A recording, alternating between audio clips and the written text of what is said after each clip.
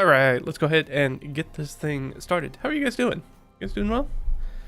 Yeah, I'm doing all right. A little bit better week at work, so not as quite beaten down by it.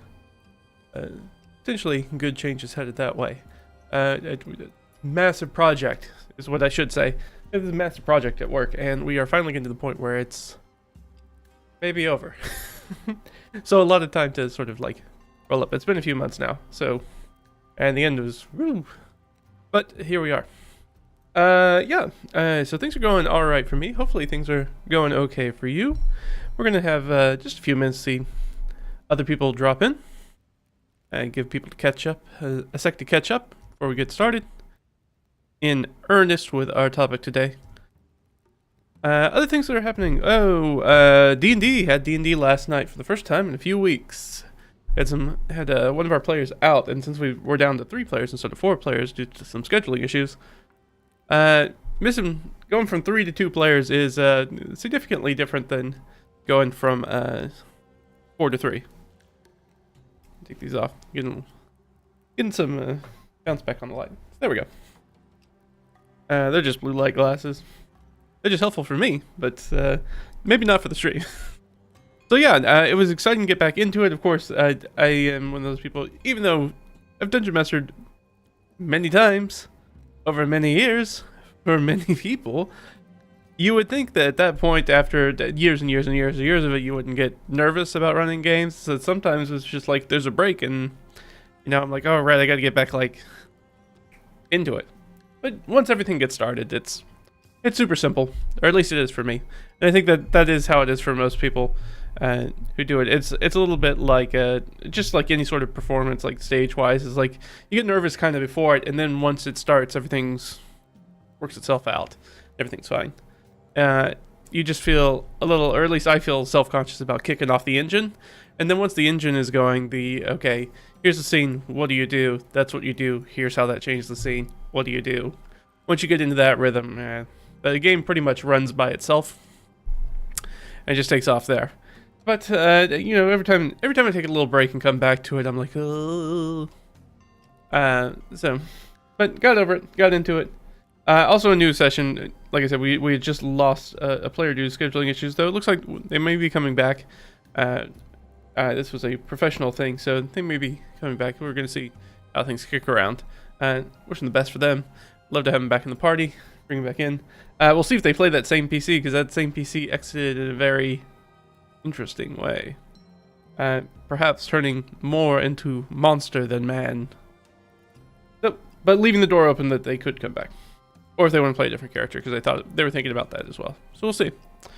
So yeah, got it back, played. It was the long-awaited, it was our 20th session, and they finally got to the festival, which we have been teasing since the very beginning of the campaign that was coming up.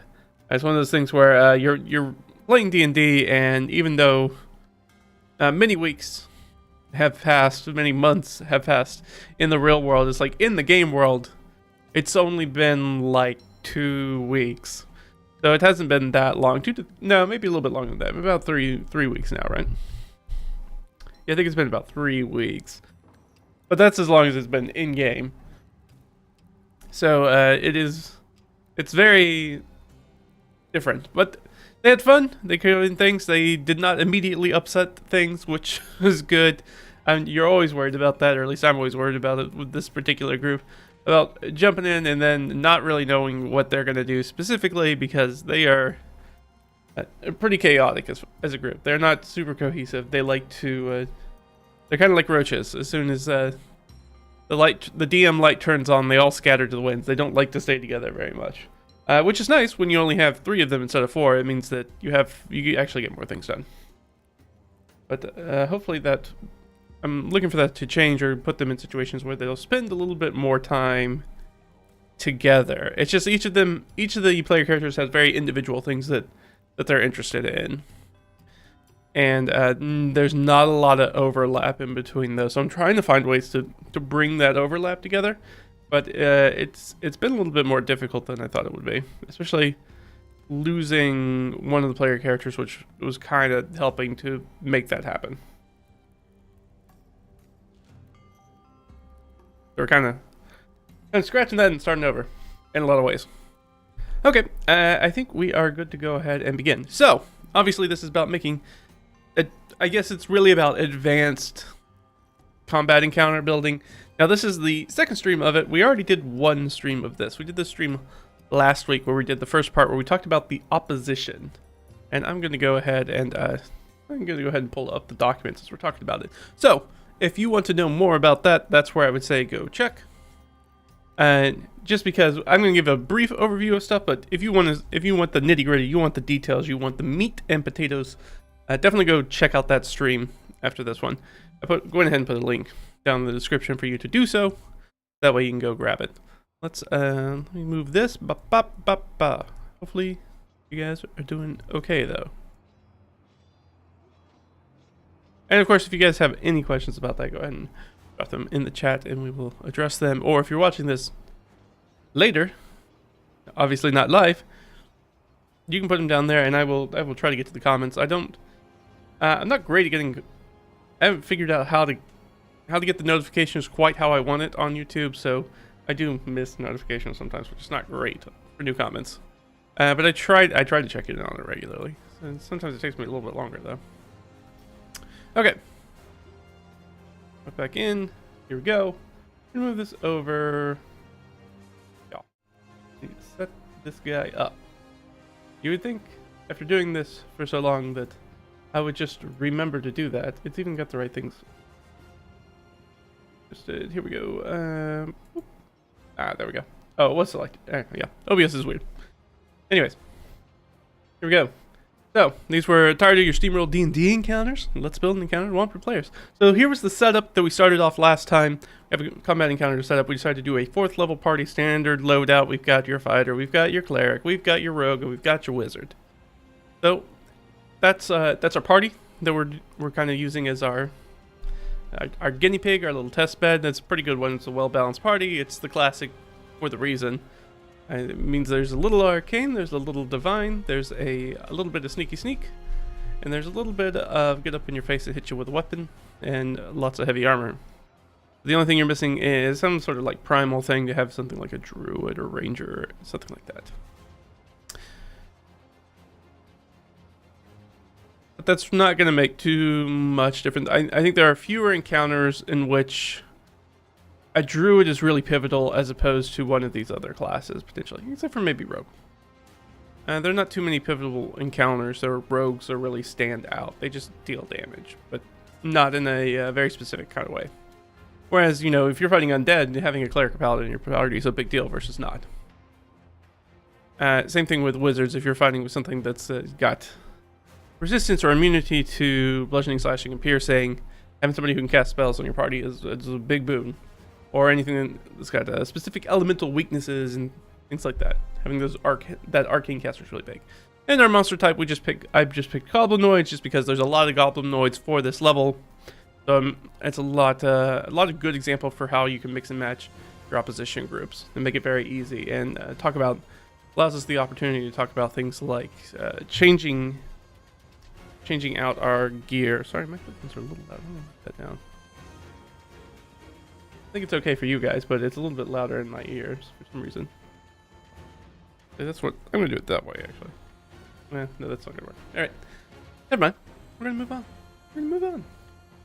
So yeah, we went with goblinoids because that gives us goblins and hobgoblins and bugbears, and I think I believe we used an ogre last time, which is a very affiliated monster. It shows up all the way back to Keep on the Borderlands. There's ogres in that. Goblins, which can or can't be working together, or will or won't be working together based on what you do and Keep on the Borderlands. So this was the opposition. This is what we went over last time.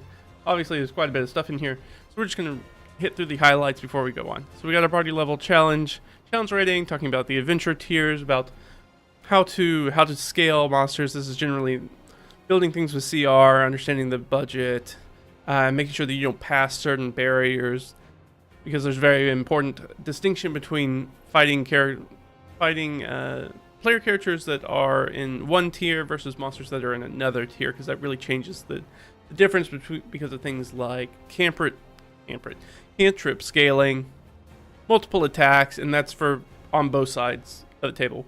You use higher level monsters that are in a different tier, they're going to have more attacks. Their multi-attack will go from 2 to 3 to 4 to 5, etc. Actually, I'm not sure anybody gets 5. I don't know. Maybe I don't play enough super high level D&D to know that, because it's not my preferred play. Okay, I do think the wheels kind of come off the game there, even though it's well known. I mean, the creators have obviously said that. Like, it's not meant for super high level play. It's not play tested very well. After that, we had our odds and action economy. It's the standard, very similar for why we don't go across adventure tiers. Because it changes things like attack bonuses and DCs, but also that multi-attacks and that sort of thing. So how many actions they get, how many attacks they're able to get for the bad guys versus our good guys, our monsters versus our party, and understanding that. And balancing that because there's a difference between the action economy and odds, because you can have a cohesive action economy if you have monsters that have multi-attack and have fewer monsters, which means there's fewer targets, which means the PCs are going to damage them faster. Again, we talk about all this. This is why you should go back and watch the first one if you haven't looked at it. We talked about this and talked about this is where most Dungeon Masters stop. You got the CR, you've got the action economy, and that's where a lot of DMs, especially newer DMs, will just stop. They're like, oh, that's the encounter. Got it. Then we talked about, okay, here's all this other stuff. Here's all the other stuff that we could also bring to the table. It's like quite a bit. We're going to talk about tactics and strategy, your readiness, your morale, your alternative goals and motivations. Oh, is this about adding actions to AD&D? It's not about adding actions to AD&D, but it is primarily about different ways to challenge the players in the fights. So in this one, we talked about our tactics and strategy. That's sort of the big one. We talked about this. We pulled a lot of this for specifically 4th edition, because I think 4th edition has a lot of good sort of template lines talking about loadouts for different groupings of monsters, which is really, really helpful. Just as a fundamental thing to kind of like have in the back of your brain when you're thinking about encounters and how to match them up. You have your battlefield control. That's about having sort of like a caster and some skirmishers out in front. So you're having a way to do some battlefield control. You're having to do some way to do some debuffs, force movement, etc., etc., etc. The 1E or 2E advanced D&D. This will work for any edition of D&D, but specifically here we're talking about 5E 2024. That's the rule set that we're basing it off of, just because it's the most popular one that most people's coming into. But most of this stuff will be effective for all of it. It's a little bit different. I think once you start getting into more OSR games, they already do a lot more of this naturally. So we're kind of bringing some of that more in to some of the newer editions by thinking about some of that stuff. Because this would be a thing that you would think about, like the readiness, the morale, the encounter distance, all that sort of stuff is things that we already think about in some of the OSR stuff that we already talk about. So for our tactics and strategy, taking a look at the stat blocks. What are their abilities? What are their actions? What are their traits? What do they do? How do you synergize that with other monsters? And that's how we look at it. So we had our battlefield control, our commander and troops. That's a leader and a mook, so somebody who's able to buff their friends and send them out there. Occasionally it also includes some artillery, so if you have an archer or two in the back, some slingers, some sort of monster that does like a fire beetle that does some fire spitting or anything like that. A really good sort of mix to throw together. The Dragon's Den or the solo layer, because solos are very, very particular thing to do, and they're harder to do, particularly in modern D&D, especially because we talked about how important action economy is, how difficult it is when you're fighting a number of player characters and their accoutrement, whether those, depending if they have hirelings, sidekicks, etc., they have all that stuff with them, and what they can put to the table versus having one monster. Because one of the problems you run into, especially with solo monsters, is that if you want them to be a challenge, you have to make them so powerful. And the way that D&D likes, or at least WotC D&D likes to scale those monsters, is by having them have multiple attacks and hit harder and have more hit points, which means a longer battle, and each hit is a single hit is more likely to do more damage to a very specific PC, which I'm not sure is the greatest way to go around it. But we see things like the layer and legendary actions and resistances and adding that stuff in. We talked about that. The double line, which is just melee and ranged together. So having a front line and a back line, very common tactic.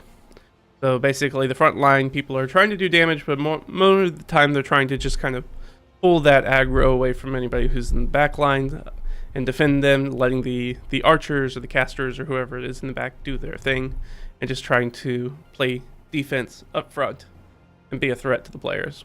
And try to get after their casters, get after their back right, because that's a natural thing that you'll see a lot of parties do already, especially players or a player group that's a little bit more tactically minded. The ones that are like, oh, I'm playing a wizard, I have trash AC, and I don't have very good hit points, so I'm going to try to stay out of melee and stand in the back. Okay, well, then you've immediately, once somebody says, and I tried to stay in the back, you're creating two lines. There's people trying to stay in the back and people who are trying to stay in the front.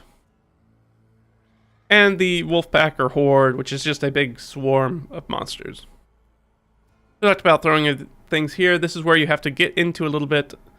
You can get into trouble with the odds and action economy if you're not paying attention. We talked about, what was it? We could throw like 60, no, not 60, 60 is too many. What, 30 goblins at this party by the math? And it was like, that's not gonna work. It's not gonna be a fun encounter. It's not going to work.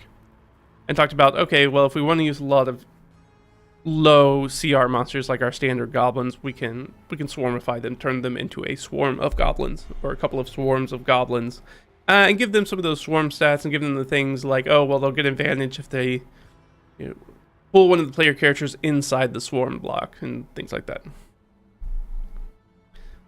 Very fun. And I talked about a little bit about synergy with the environment. We're going to talk a little bit about that more today. That's one of the things we're talking about. And readiness, are they ambushed? Are they ambushing? Do they have their gear on or off? That's an important thing. These are things that oftentimes don't come up in a lot of adventures, especially contemporary adventures, where it's just you just kind of assume the goblins are always ready for a fight and they're always prepared for a fight. They're always wearing their armor. They always have their weapons on them. And they're always in a state, or I guess that's not true, because sometimes they'll just be like, oh yeah, no, the goblins are drunk or whatever, or asleep. But usually it's like they're asleep with all their arms and armor on, and they're drunk with all their arms and armor on. And maybe sometimes they'll tell you in an adventure that they get some sort of detriment through being in an altered state of mind. Other times not at all. It just kind of depends. It kind of goes both ways. We talked about that. We talked about morale, which is a big one, talking about bringing stuff in from sort of an old school idea, and how I do sort of morale and how I check for that. And I do a roll under, which is again bringing an older school thing into sort of contemporary D&D, though you could do just a standard charisma save, but I think it's easier to do the charisma roll under, so that way at the table I don't have to create a DC. Even though the way that I do my combats, usually I have like a room DC that I could use, but the thing is that I want them to fail a lot once they start rolling morale checks, and most monsters have not very good charisma, which means that the DCs are already usually pretty difficult. But you do have charismatic bad guys, which tells you that, oh, those are guys who are probably named bad guys who are going to stay in the fight a lot longer.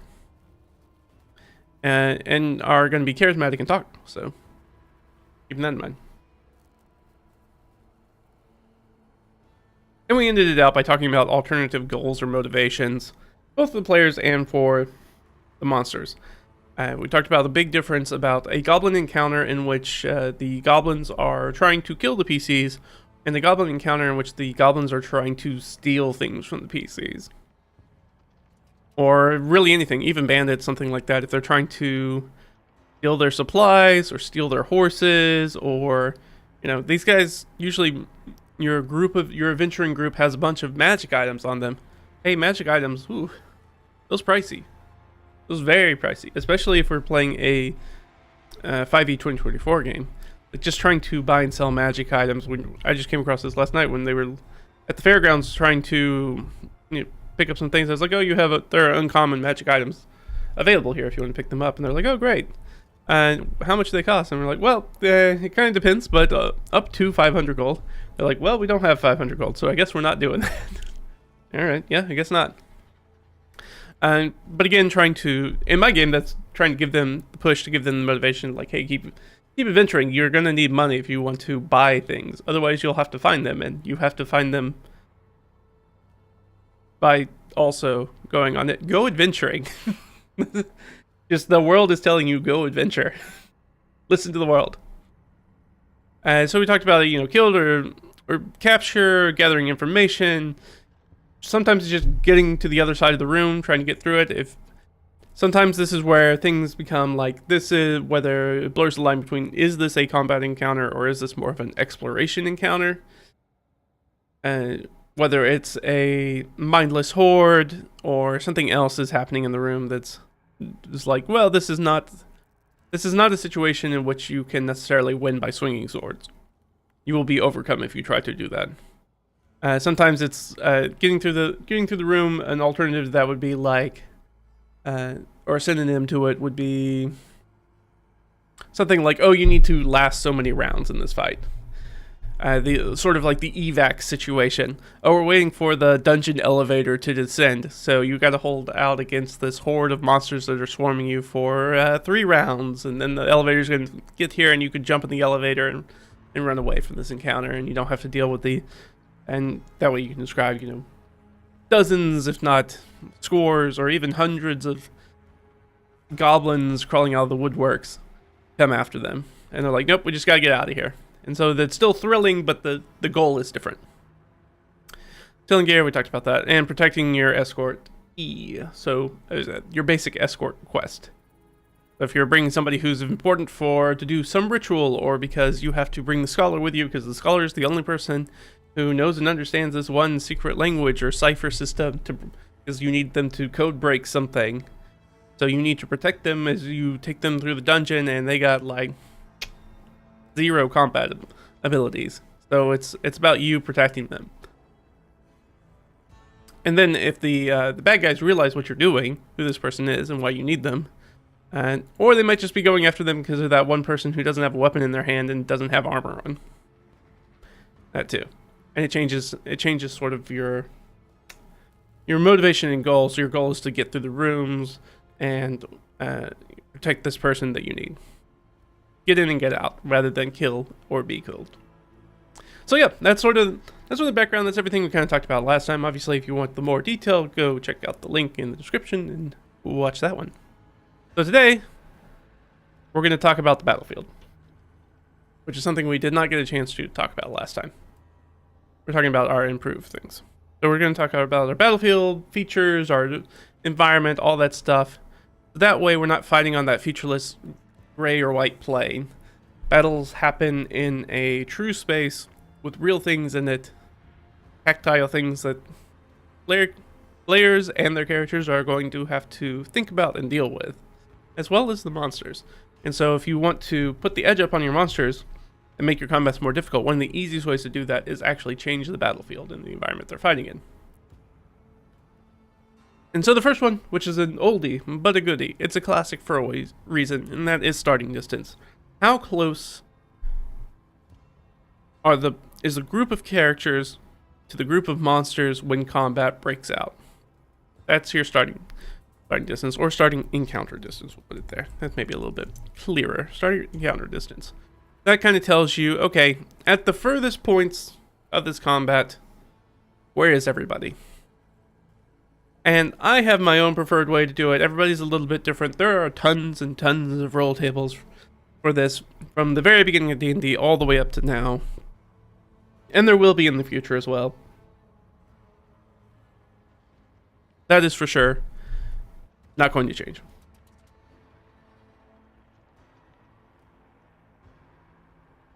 But I'm gonna highlight the points that I like. Now, you can start combat where the parties are immediately engaged, like they walk around the corner and bump literally right into each other.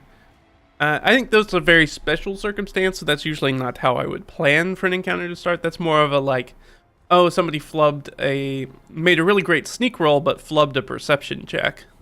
or something like that. So they're not aware the monsters are coming, and then they just kind of run into each other.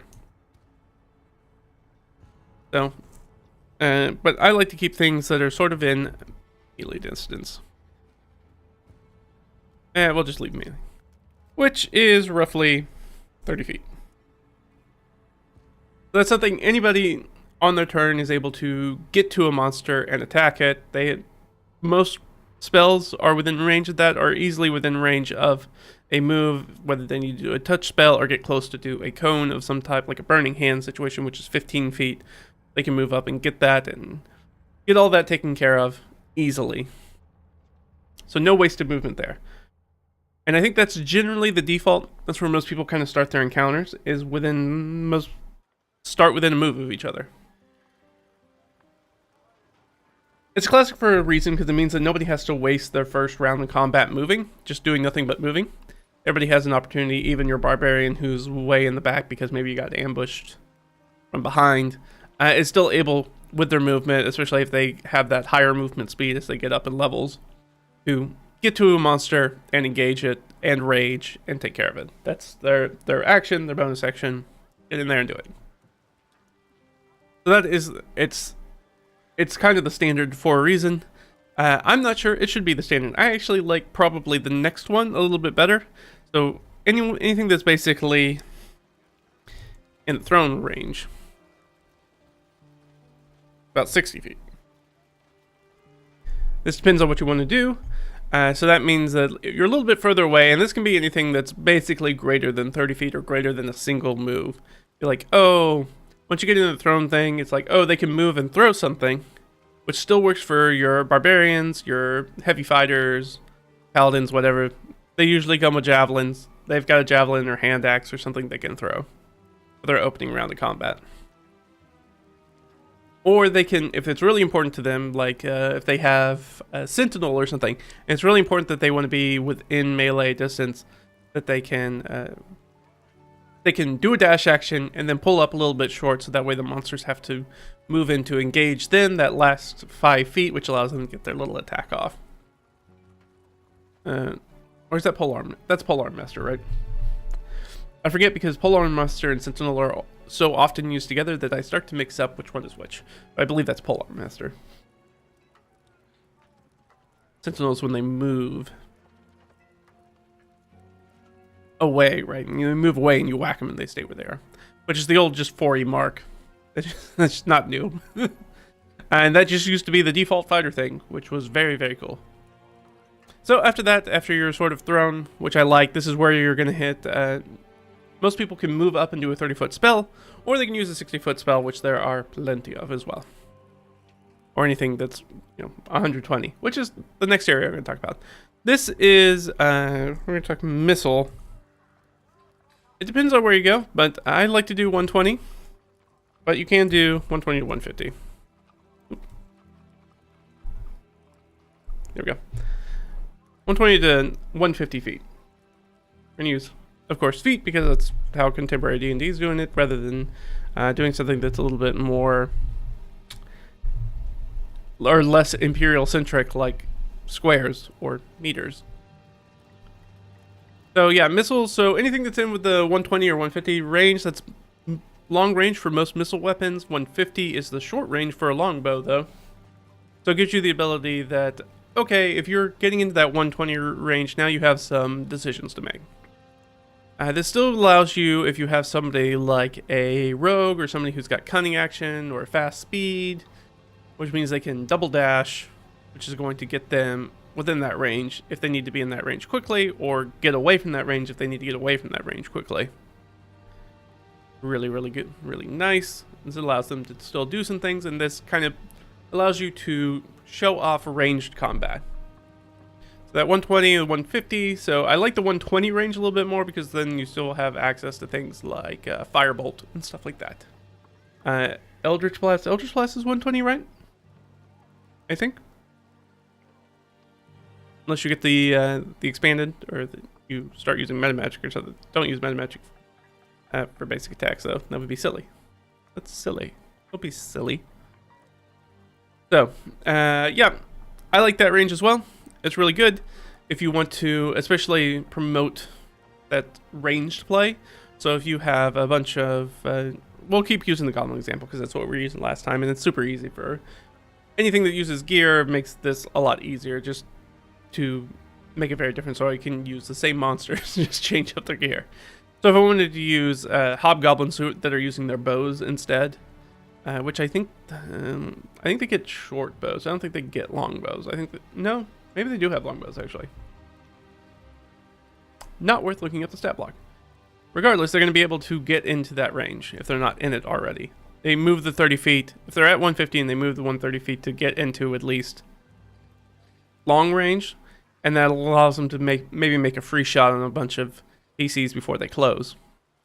So if you really want to promote that range play, if you want to really push to make melee more of a thing, you bring the battlefield a little bit closer together. So it kind of depends on the monsters you want, rather than just kind of going with the standard 30 to 60 feet. Think a little bit about the monsters and the situation they're in, or the situation you want them to be in, and do you want them to be particularly strong here? Do you want them to be weaker here? And as you learn that, now this is about making combats a little bit more difficult, so obviously we're going to err, in this specific circumstance, on the side of our monsters. So let's say, for this example, our monsters are hobgoblins and they have longbows. Well, we're definitely probably going to start in at least this range, which means our great weapon wielding fighter, they're going to have to truck it for at least 2 rounds to get there, unless they're going to blow their action surge just to dash, which they're probably not going to do, but they might if they really want to close. And then it even puts some of your player characters like clerics or druids at a disadvantage who don't have as many 120 range spells as, say, the wizard or the warlock, obviously, and the sorcerer do. They have access to Firebolt and Eldritch Blast and Magic Missile and all sorts of stuff. Long area effects. I think maybe Fireball. No, is Fireball 90 feet? Man, I can't remember off the top of my head. Obviously, don't memorize the spells. That is, except for, Magic Missile, which I think is line of sight. I think as long as you can see it, you can hit it with Magic Missile, which is one of the things that makes Magic Missile so powerful. Because it's useful in... we'll just say far. So far is about 600 feet. Because that is the end of long range for a longbow. So once you get up to there, you're talking about things that, man, there are very few spells that can shoot that far. They can shoot as far as the longbow. And if you're starting something out here, you have to be very particular about when you use a range that's this far, because you're going to know if you're playing, again, if we have that great weapon fighter, even to get within javelin range, they're going to have to make some hustle moves to get in there. Now, if we were doing something that has a slightly different goal to it, like maybe they're just trying to pick through the battlefield, and they've got archers in a place that they can't really get to who are shooting down at them. The archers have disadvantage, but maybe it's about running that 600 feet across open ground, and that's really the encounter. Now, again, once you get into stuff like that, it's arguable whether it's a combat encounter or maybe more of an exploration encounter. Because it's more of a danger than not. When you can't really affect the bad guys at that range. Or very few members of the party can affect the bad guys at that range. So you do have to, use with caution. Be purposeful and thoughtful about how you use it. And we have one that's even further than that, and that's vision only. 601. Put a little plus there. So that's when we're talking about how nice it is to have something like Magic Missile and be like, oh, you can see them on the horizon, and the wizard's like, cool, I cast Magic Missile at that orc. What? He's like 2,000 feet away. Yeah, and it's gonna hit him too. There's nothing I have to do about it. I'm just gonna roll some damage real quick. Unless for some reason that orc has shield. Now, it would be a very funny encounter if they're riding across the plains, and as they're doing it, they see a solitary figure on horseback on the hill, and They can tell that it's an orc, and maybe there's some pre-existing thing about why they would obviously not be kind to orcs. Or orcs are just evil in the setting, whatever. And the wizard's like, cool, I cast magic missile. And then to see the orc, you'd be like, all right, you watch your magic missiles streak through the air, further and further, becoming smaller and smaller glints of light. And then you see a burn of a shield that stops all the magic missiles. And that's when the wizard goes, okay, roll it up, we're getting out of here. We're not fighting other wizards at this range. Because they're going to be able to do the same stuff. And I can't cast shield on my friends. So it is a fun way to do that. This is a nice way if you want to introduce... Starting something off at this range is a good way to introduce a monster or a bad guy you don't necessarily want the player characters to fight. We come across those stories all the time where a dungeon master or game master introduces a bad guy, and they're like, this was really just supposed to be a talking encounter, and they just whomped my bad guy, and I wasn't prepared for them to fight, or they get whomped because they're not prepared to fight this bad guy yet. Well, if you start them at far enough away, that gives you plenty of rounds with which you can find a way for your bad guy to kind of nope out of the combat. It gives you a lot of options for that. Or it gives the party, like I said with that wizard example, the ability to get out of a combat before it really even starts. Knowing that they are so far apart, the party's not even going to be able to get in range to really do anything before this bad guy, if he's a super beefy bad guy, is able to take at least one of them down. So, those are kind of our starting encounter distances, and we can see how that kind of plays and changes things a lot as we go through it. It really changes the tactics a bunch, and we want to highlight our monsters. We pick which range is going to fit them the best, especially in comparison to the party. Now, again, I do want to stress this. We haven't said this yet, but we did say it in our last one. If you take everything we're doing here and you put everything in your monster's favor, you are going to kill characters. It's going to happen. It will happen. This is one of the things when I hear Dungeon Masters talk about how they struggle to challenge players, especially with combat in D&D, especially contemporary D&D 5e 2024. And I'm like, I don't have that problem because this is how my brain works naturally. And so I'm like, I have to figure out, okay, am I doing too much? Am I making the combat too hard? Where do I step off the gas at? Where do I step on the brake? And where do I put it on? How much advantage do I want to put in my player? And I do put my player characters in advantageous situations too. So it's kind of a mix, and unfortunately there's not a nice clean rubric to do it. There are some ways to kind of think about, a good way to set that up might be to do something like a 2d6 roll, where you're like, okay, if you roll a 7, everything's kind of down the middle, everything is balanced as it should be. If you roll a little bit lower, the monsters have a little bit of advantage. If you roll really low, the monsters have a pretty good advantage. That kind of allows you to kind of dial in what you think the overall difficulty of the combat encounter is likely to be, and then you start to pick out the ones that are going to make the most sense for the adventure, for the room they're in, for the monsters you have, to really highlight their specific abilities. Without going hopefully too far where you're just like, oh, this is absolutely just a TPK waiting to happen. Just a total party kill. This will be a kill box. Once the players enter this room, it's just going to murder them. And that's where I have to be careful, because I will do that if I'm not paying attention. So I do have to be a little bit careful for it. So I have the opposite problem, I think, of a lot of, especially newer DMs do, where they have struggled to challenge the party, and I'm like, how do I not over-challenge the party? But also, it's also important to give them easy wins, too. So it's having hard combats, easy combats, middle combats. That variety, that mix of combat's really going to make things happen. Because otherwise, if you keep hammering them with hard combats again and again and again, you're going to see the morale of your player characters be reflected by your players, who are also going to kind of go down. So they need wins as well. Hard won wins are really great. Easy wins also feel good in their own way. You don't want only salad or only steak. You want your salad and your steak. Your steak and potatoes, plus your greens. Meat and potatoes, and your roughage. Alright, so let's talk about battlefield size and shape. This is another one that doesn't really come up that much. Even when you look at a lot of published stuff, really often doesn't come up.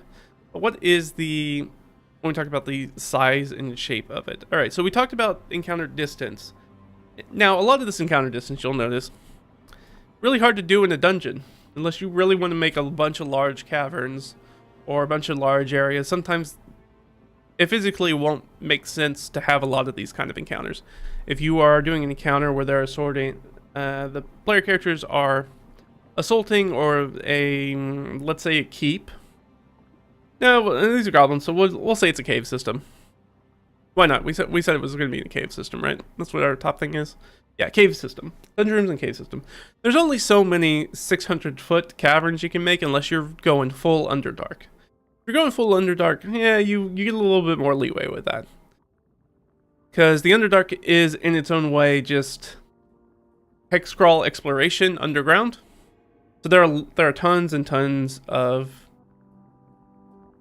art, media, adventures, stories, all that stuff that really supports very large spaces underground. But for most, you're not going to be able to get away with that sort of stuff.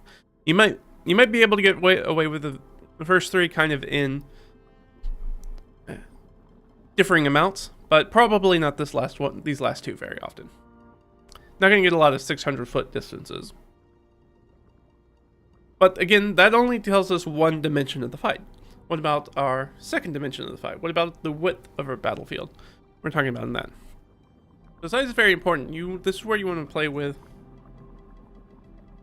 movement.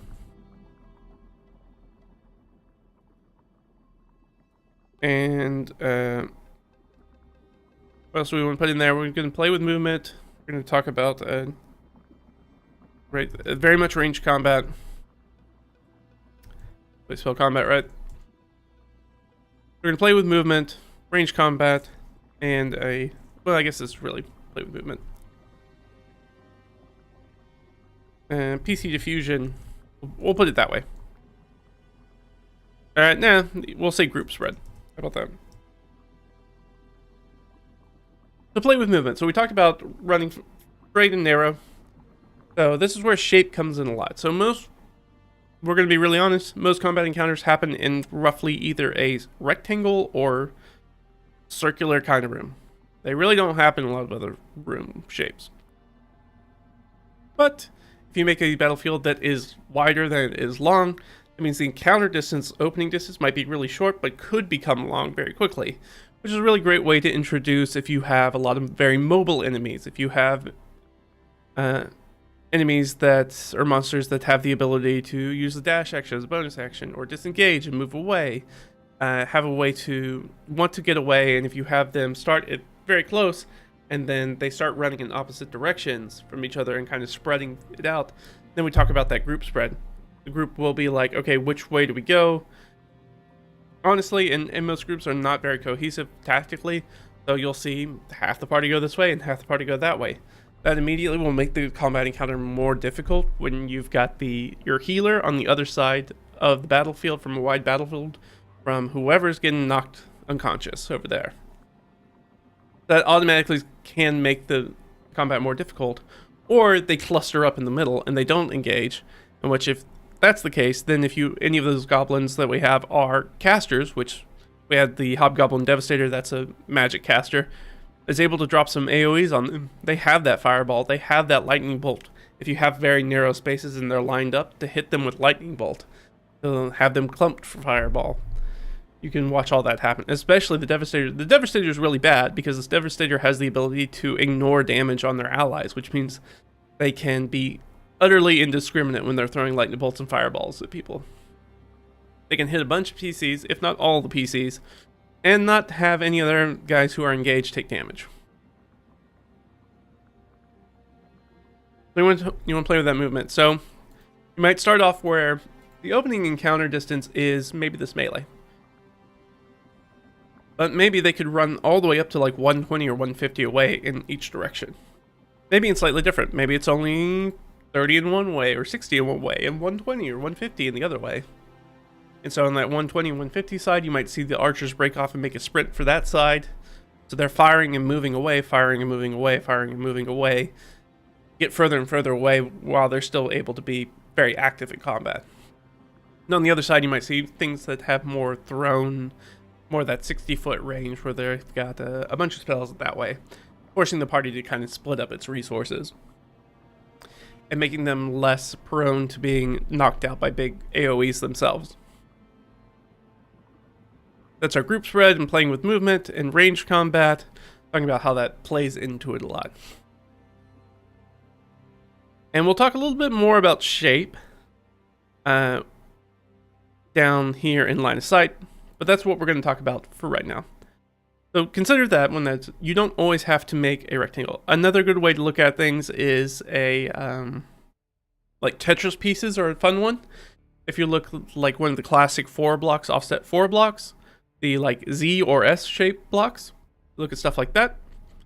Very classic way to be like, oh, you can kind of see, if you position yourself correctly, you can see up to maybe 150 feet. But if you're not set up correctly, you might only be able to see 30 to 60 feet, depending on where you are. So that gives you the ability to be like, oh, and that is more line of sight, which is what we're going to talk about. But now positioning is very important, both for who you can see, who the monsters and player characters can see, and who particularly they're not seen by. So if you want to hide from specific monsters. Really good for fights like beholder fights or things like that where they have the eye cones and you want to hide behind the eye cones, giving them ways to break that line of sight. Very important. And have them, the beholders, whatever it is, kind of chase them around. Also good for, again, anything that does sight-based. So any sort of like Basilisk, Medusa, all that stuff's good.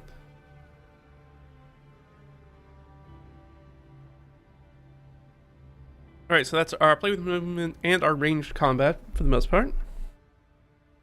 Ranged combat, other things you can do with ranged combat is remember, when you're doing ranged combat,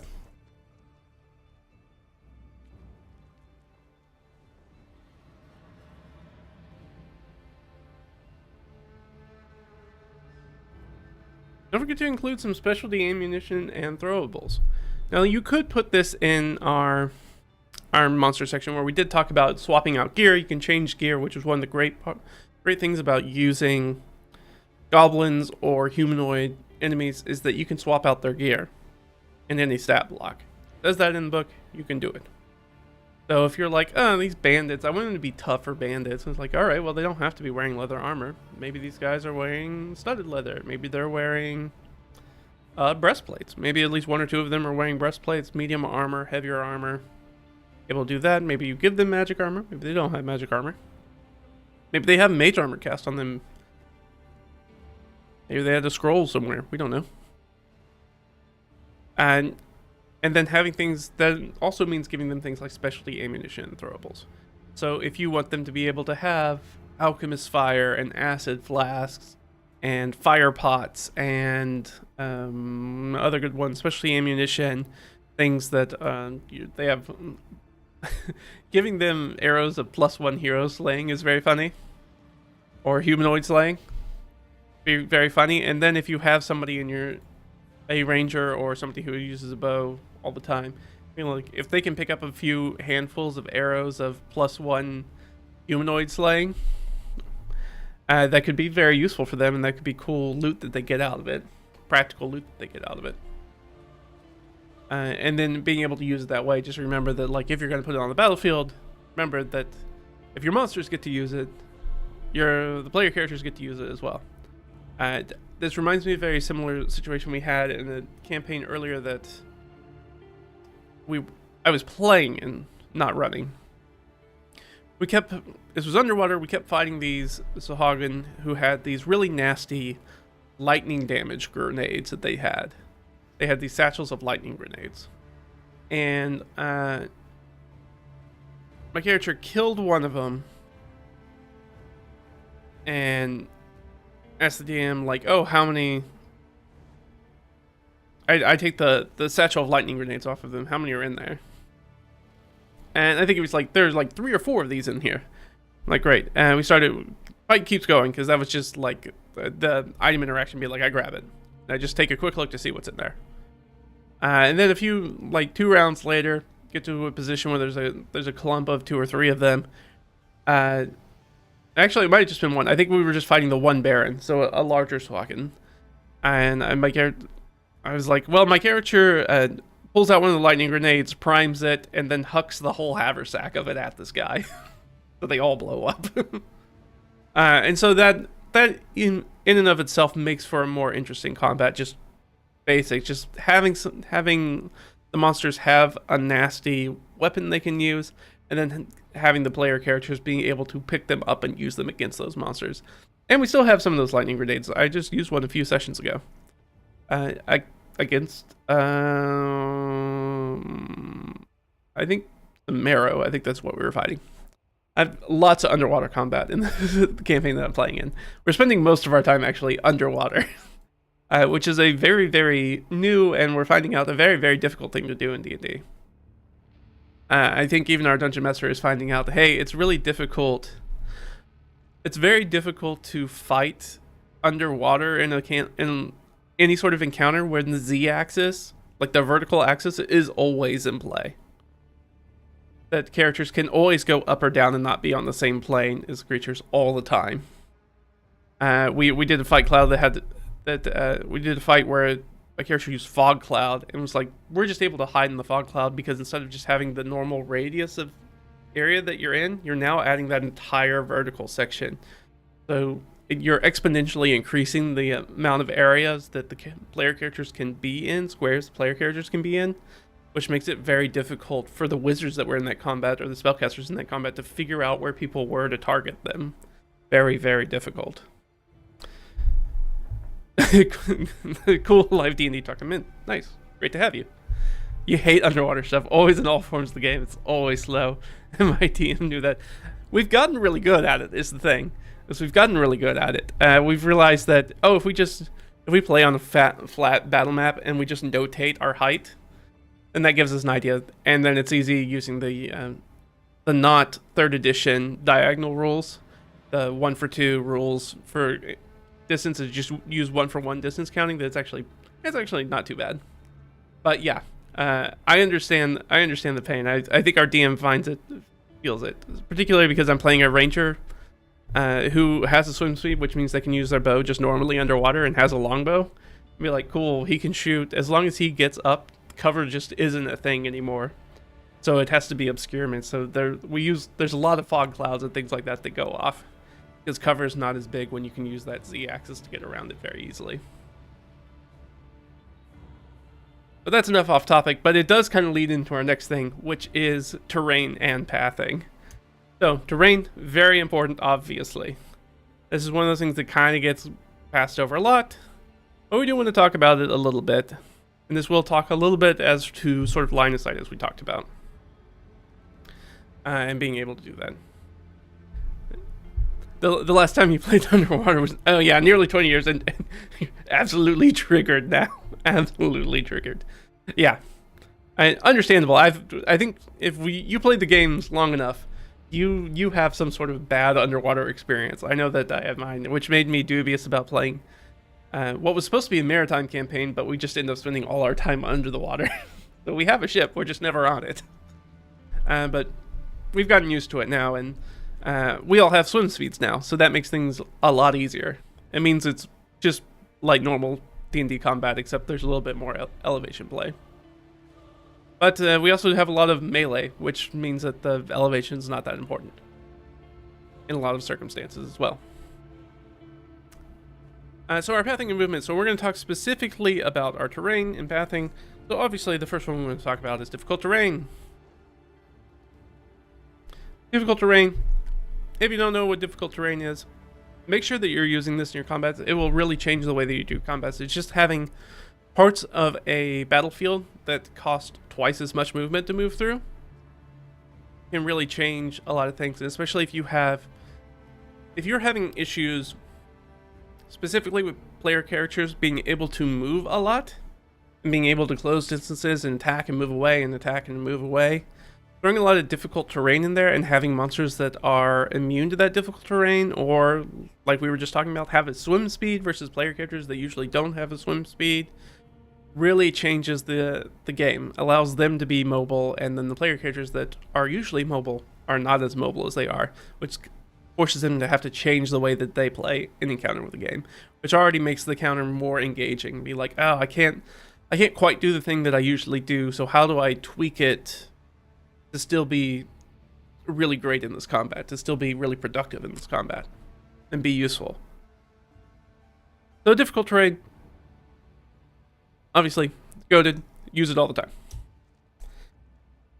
And it's bigger, better, older brother, impassable terrain. There's some terrain you just can't pass through.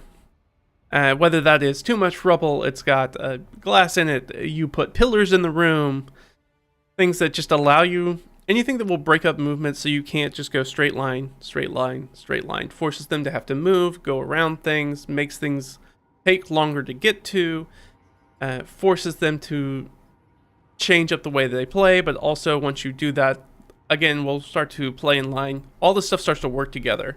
We'll start to see cover and line of sight will start to come into play once you do things like impassable terrain.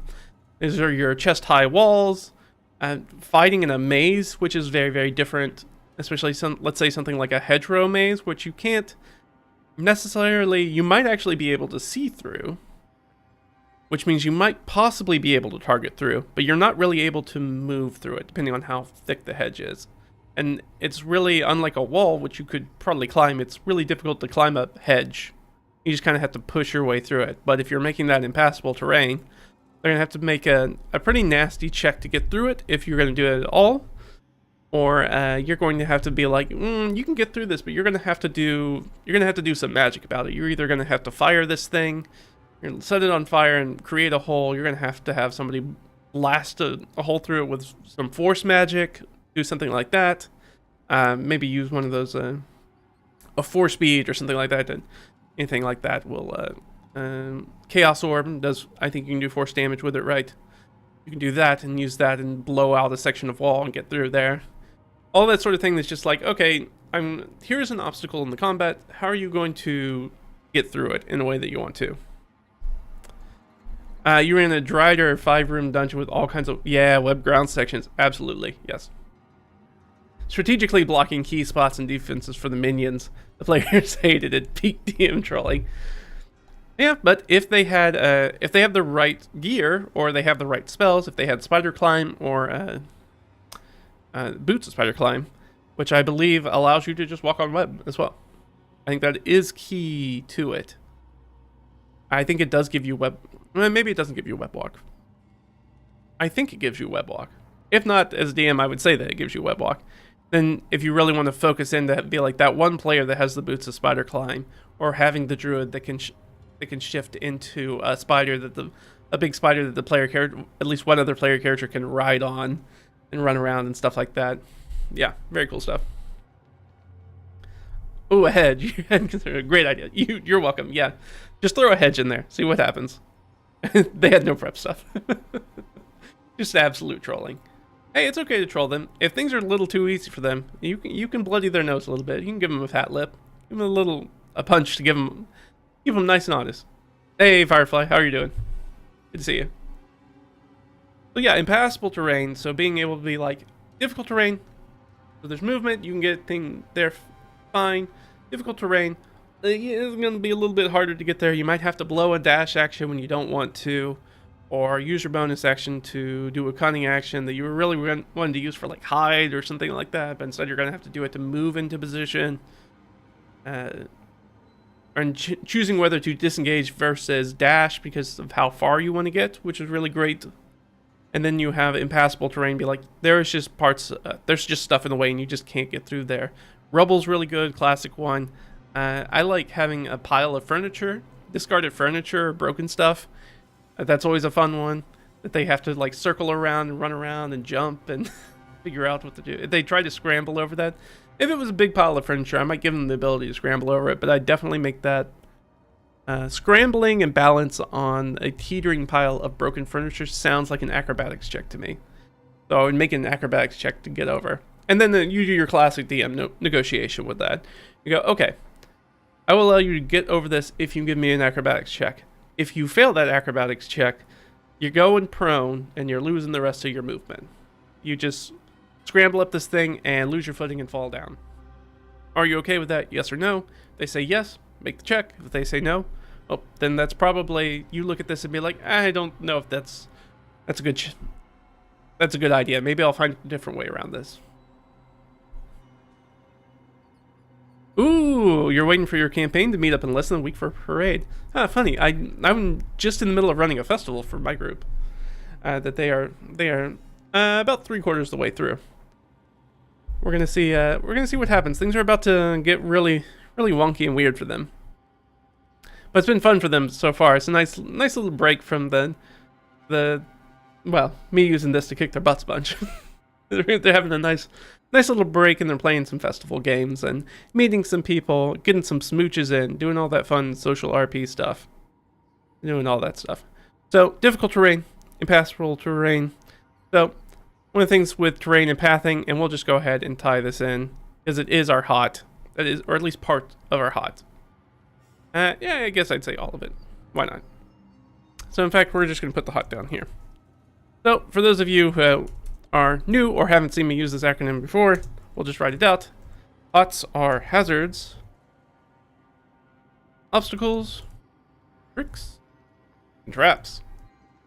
These are things that also impact the way that you move through, you path through the battlefield. Now, the thing about making sure there's traps is that you get the first one hidden for free. After that, generally, I like to make things a little bit easier to be like, oh, there's a pit trap. The first person fell in the pit trap, and be like, now that you're looking around, you notice that there are some other places that you can see that there are pit traps. Maybe there's a DC for it. Probably make it low because I don't want them to continually just fall in the pit traps. But I do want it to encourage the way they move through the space to avoid it. And then give our friends that are fighters and things that have good strength, those good athletic scores, giving them the ability to just jump over pits. So it doesn't actually stop them from moving. But then the wizard, unless they're casting fly or they got some, again, a spider climb, something like that, they're going to have to run around them. to move things around. Oh, yeah. So that's our hazards. So hazards are generally, so there's a little bit difference just to kind of give the primer for it. So there are hazards, which are things that generally apply to everybody. Now, if you want to do a fight in which the hazards only apply to your good guys and not your bad guys, you need to choose very specific monsters. A classic example of this would be elementals are a really good one. Oh, you can drop a bunch of spots of magma around or lava around in your battlefield. Guess what? You're fighting mephits and salamanders and fire elementals who can move through that space just perfect. It's not impassable terrain for them at all. And more likely they're going to try to, if you're really nasty, they're going to try to grab the player characters and put them in that lava. Now you got to be careful with lava because it will absolutely kill a lot of characters very quickly and they won't be able to recover the body because it's in lava. And lava does what? Like, oh gosh, I can't even remember the last time I used lava. Or had, more specifically, I do, because I remember it was used against us. I think is it 20d6?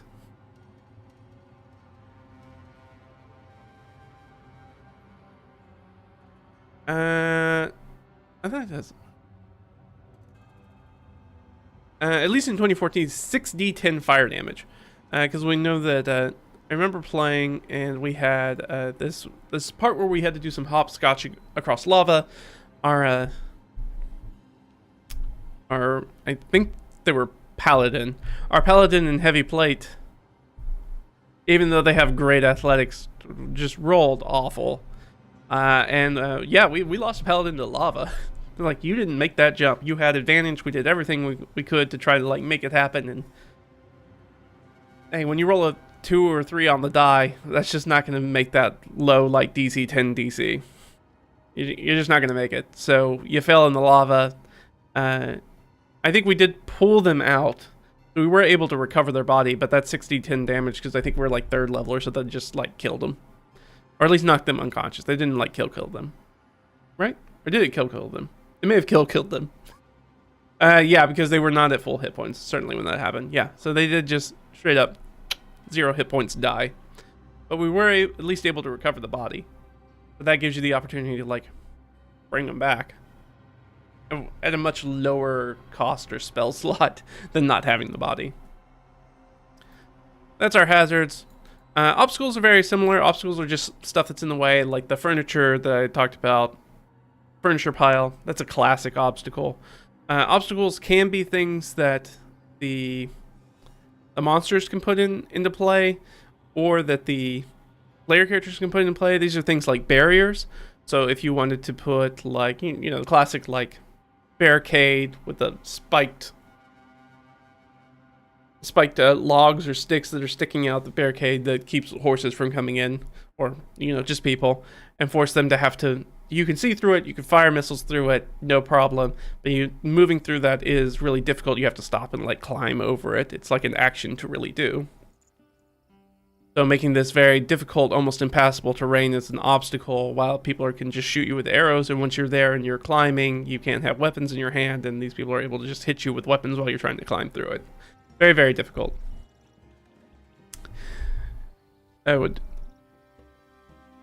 Oh, where you left off. The princess gave you 3 missions. We're going to be in groups. Group is going to the palace, which will be helpful for my investigation. My investigation is a +8 now. Ooh, that's nice. That's nice and high. That's going to be very helpful for the investigation in the palace. Apparently the paladin's opponent had the higher ground. Yeah. If only there had been... It's not fun to just be like, oh, and you didn't make the DC and you died in lava, when the paladin's opponent was the lava. Somehow the lava had the higher ground over itself. Yeah, it sucks to kind of die in a non-combat encounter like that, and everybody else get through pretty easily because the DC was super low. It was just like one bad roll, and that's it. Now, this was definitely a dungeon master that we were playing with, who has come a long way since then. Being like, okay, having us make 3 or 4 rolls that we have to make through we have to have 3 or 4 successful rolls. The more rolls you have, the more likely it is the player characters are going to fail, which is difficult for non-combat things. So you don't want the failure to be so bad, and when there's such a high likelihood that they will fail it. So yeah, falling in lava, real bad time. They made 2 of them. They didn't get the 3rd, even though the DC was low. But that DM has come a long ways now, so I don't think it would be an encounter they would make anymore, honestly. Now, after seeing how it went. And then we have tricks and traps. Tricks and traps are very similar. Obviously, traps we know of. We said the pitfall trap, that's a classic one. Any sort of like magic traps that shoot off. I like to do magic missile traps or firebolt traps sometimes, that then you just have a gleaming gem that shoots spells at characters while they run around. You can have that set up as the monsters are there. If the monsters aren't native to the area, so like say they are also invaders in the dungeon, the spell gem might target them as well, but they're probably knowledgeable about it first, so they know to hide behind very specific cover, so they're going to get that first round for free, while the dopey player characters are standing out in the open, and one of them is going to get shot with a magic missile or a firebolt or scorching rays or whatever you want to make that spell, or the bolt trap or whatever it is, fires at them. And they get that first one for free, and now it's like, okay, how do we have this fight when we also need to stay either concealed or in cover against the spell gem? Or do we change what we're doing and we immediately run and take out the spell gem?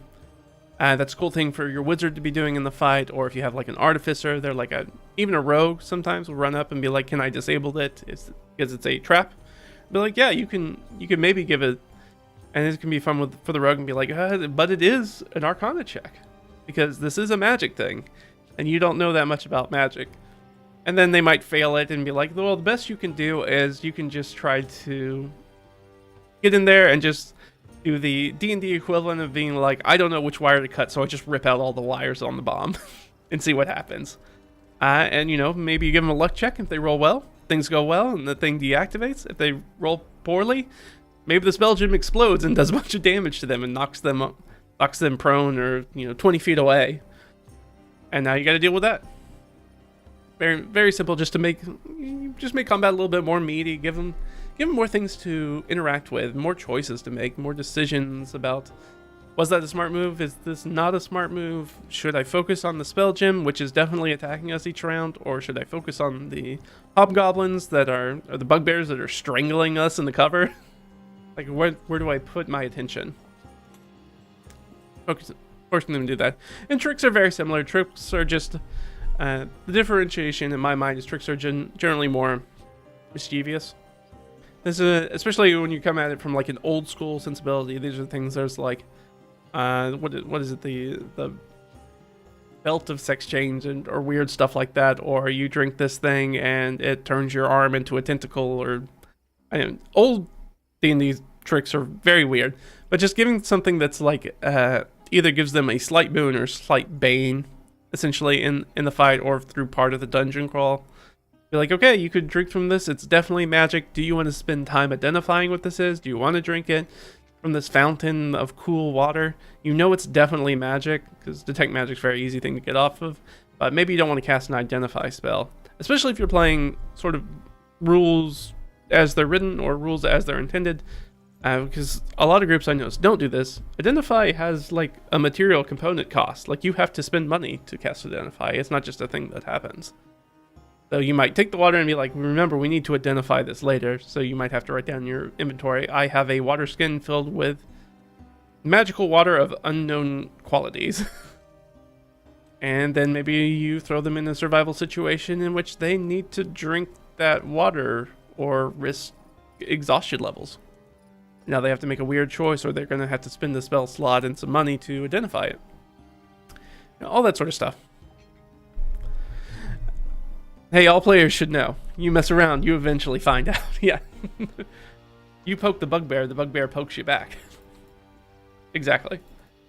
So yeah, that's trick stuff. So if you want stuff that's really fun, tricks are very specific. It's a very specific playstyle of D&D, so I don't use tricks as much, or they really need to be put in sort of those like mad wizards or mad cultist layers kind of things. People who are already doing really dodgy stuff, not just like, it would be weird to have a trick like that in the middle of like a thieves guild or something like that, or a bugbear lair.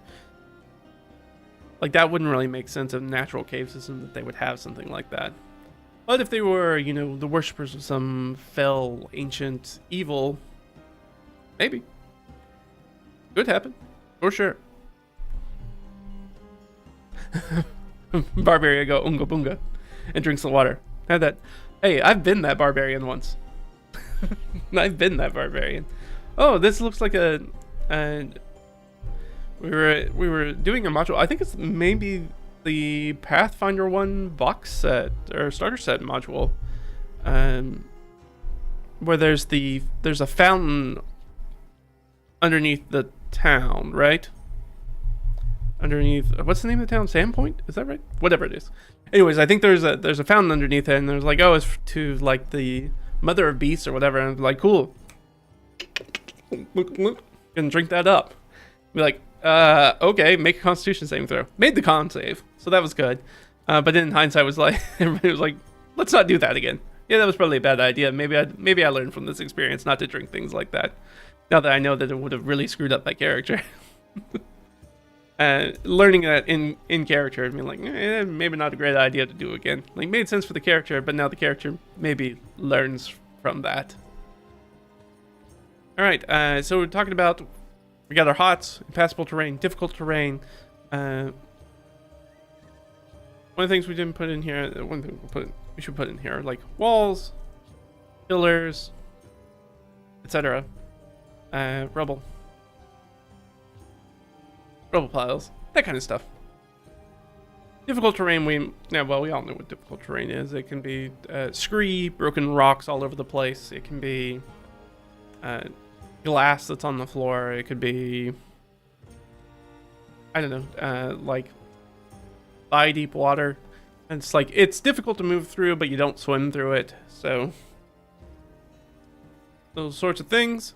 Then if you have, of course, something that allows you to walk on water, like you're a monk, or you have the spell water walking, or you have boots that allow you to do it, you really want to make sure that really bring those magic items to shine, which is just a good, like, if you want a quick hack for how to make some better combat encounters, be like, I'm going to pick a very specific spell, a very specific character ability, class ability, or ancestry ability, whatever it is, a special piece of gear, anything like that, and be like, this is the thing that's going to make the combat easier for you, or it's going to make the combat more difficult because you don't have this one specific thing. So having especially if it's something that they would have had access to, if it's something like a spell the wizard knows but the wizard didn't prepare for the day, they're like, oh, if I only had prepared water walk, but why would I have thought to prepare water walk? Or then they come across it, if they get heads up on it earlier, maybe they find out about it in a note, or hear some goblins talking over about it. The bugbears are complaining about like how wet they are, and that they're getting manged because of the nasty water that they have to wade through all the time. You know that, and be like, oh, well, maybe we'll take a rest, and when we do that, I'll swap out and get water walk, so that way we don't have to deal with that. So that way we'll be on, get a leg up in that encounter. That's where we call that, right, telegraphing, being like, oh, this is what you find out if you pay attention and you listen. This is what you find out about stuff that's coming up, because based off of what they talk about. Very, very classic DM stuff, where you want to make sure that you telegraph all that stuff, so it's not always a nasty surprise. There's always an opportunity for them to learn about things. Now, whether or not they do any prep for that is up to your players at that point. And that's the one, when you show it up and they're like, man, that was really difficult, and be like, well, you remember that the bugbear talked about having to wade through the water all the time and how much of a pain in the butt it was. And you guys could have found a way to maybe deal with that, but you decided not to, and you charged on ahead. You just let that note go by. Go and whoosh. Cover, line of sight. Cover, alright, so we have 3 types of cover in 5e 2024. We have half, no. We got half, we got 3 quarters, and we got full.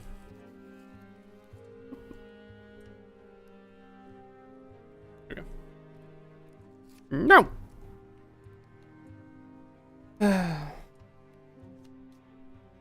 we go. Yeah. I like the lighting when I stream. The only thing is that it's actually pretty dim, actually, right under me. It's very difficult to see the keyboard and see what I'm typing, and having a mic in my face doesn't help either. Alright, cover. Cover is a thing that's really, really underutilized in a lot of combat encounters that we don't think about. And because we don't think often about cover and line of sight, elevation, traversal, well, that one not as much. Cover, line of sight, light, obscurement, and encounter distance really changes how powerful ranged combat and melee combat are against each other. So if you're not doing any light or obscurement, you're not playing with any of those rules, if you're not using cover and changing up the battlefield so people don't have line of sight of the entire battlefield at all times, ranged combat is extremely powerful. It's just extremely powerful. Especially if you have that longbow and you can shoot anybody up to 150 feet, even 600 feet with disadvantage, and there are plenty of ways that ranged characters are able to get around disadvantage by taking an aim action, a help action, hiding, anything like that. You get around that too. Makes them extremely powerful, makes your spellcasters extremely powerful, keeps them out of melee distance, which means they don't have to deal with the threats of melee characters. So if you're not playing with these rules, that's going to be... It really puts a lot of power on ranged characters. So if you want to take some of that power away, start using cover and line of sight is where you start. This is we're gonna go back to the, what is it, kind of 2010s cover shooter video games. Like, there are chest-high walls everywhere. Everybody has an opportunity to bend down behind a chest-high wall. If they're standing up, they get half. If they decide to, you know, they're going to take an action to actually hunker down, they get some 3/4 cover. And then if they want to go full prone, they can get that full cover if they want it. The struggles of streaming, it's very real. Yeah. Yeah. While, of course, you can see my beautiful face and everything looks great behind me, in front of me it is a dark abyss. It's like being on stage. It's like there are a bunch of lights in my face and I can't see the crowd very well. But I trust that they're enjoying it. So yeah, cover, very important. Start bringing it up. 3/4 cover is really great. This is a great way to start using pillars. I like to, when I do pillars or columns, instead of making them a 5-foot chunk on the battlefield, where they take up like a square, especially if you're playing on a grid map, be like, no, they're set at the corners, so if you stand next to one, you can get half cover on it pretty easily. And then that kind of simulates somebody like ducking around like a tree or column to attack and back, and gives you that half cover effect. 3/4 is really nice. For those of you, we'll just talk about the very specifics mechanically of 5e 2024, what these do. So half cover gives you +2 to AC and dex saves. Already makes you really great against ranged characters who are probably giving you dex saves and or trying to hit your AC. Because they're either shooting stuff at you or they're slinging spells at you that are probably a dex save spell. And then you get 3/4. That +2 goes to a +5. Same thing, but it's +5. This means, so a +5, effectively, kind of by the numbers, is about as good as imposing disadvantage on the attacker by adding +5 to your AC. So if you can add +5 to your AC and you're able to put those ranged attackers at disadvantage with something, whether that's long range, or a fog cloud, or some sort of obscurement, using that stuff, light, dim light, those sorts of things. Those things start to synergize and work together. We talked about this in the last stream. It's like, it's about getting things that work together and play off of each other even better. And especially if you have monsters that have tremor sense or blind sight and they're not affected by that sort of stuff, or they don't have to worry about that line of sight aspect. But they still have to worry about the cover aspect. And then full cover, that's you basically break line of sight. You get the +5 to dexterity saves, and it doesn't matter about armor class. You don't get into armor class because you can only be targeted by AoE spells, which means any sort of just classic dex save single target spell isn't going to work. Anything that just targets a character won't work because they can't see you. They don't have line of sight / line of effect to you. So they can chuck a fireball at you, for sure. They can chuck a lightning bolt in that direction, and that could potentially hit you if you're still in the line. But you do get that +5 to your dexterity saving throw. And then again, like if we were talking about that full cover that you can basically get prone behind if you want to put it this that way, if it's like a chest high wall. Like you go prone, which would also give you disadvantage to ranged attackers as well. Now, usually that gives you disadvantage on dexterity saving throws too, and either mechanically or because it's like, yeah, well, it's hard to dodge when you're laying down a big fireball or whatever it is. Let's cover. Use it. Bring it into play. It's great if you have if you want to start something that's at maybe in this range. That's the encounter range you want to start at. That missile and thrown distance somewhere between 60 120 feet. Maybe like 90 is a nice fun one to throw in there, because 90 is like a dash action plus your move, plus another move action. Or move, because it's not an action in 5e. So 90 is a really nice spot where it's kind of just out of range, even though the fast characters to get there sometimes. They only have like a 40 speed. They can't quite get there, but they can get really close. Unless they have just something else that gives them a little extra bump. Get there. It can be really good. So if they have Boots of Haste or what are they? Boots of Speed? Boots of Haste. Whichever. Allowing them to get that extra little bump of speed to get there. Very useful. But if you're starting at things in this range, cover becomes very important, because if you're playing a bunch of melee monsters, and you know that your player characters, the player characters that keep coming to bring, they do a lot of range damage, they're not heavy melee ones. You want to throw tons of cover. You can make it a nice long battlefield, a nice large battlefield, but it becomes that sort of American Gladiators. Wow, that's an old reference. American Gladiators. Gosh, what is it called the Gauntlet? It may be called the Gauntlet. Where they have, at the other end, they have the person with the big tennis ball cannon shooting tennis balls, and there's a bunch of cover and weapons that the challenger has to run to as they make their way up. And do that with your monsters and be like, okay, well, the monsters are gonna run from cover to cover, which gives them, that +5 to AC and stuff like that.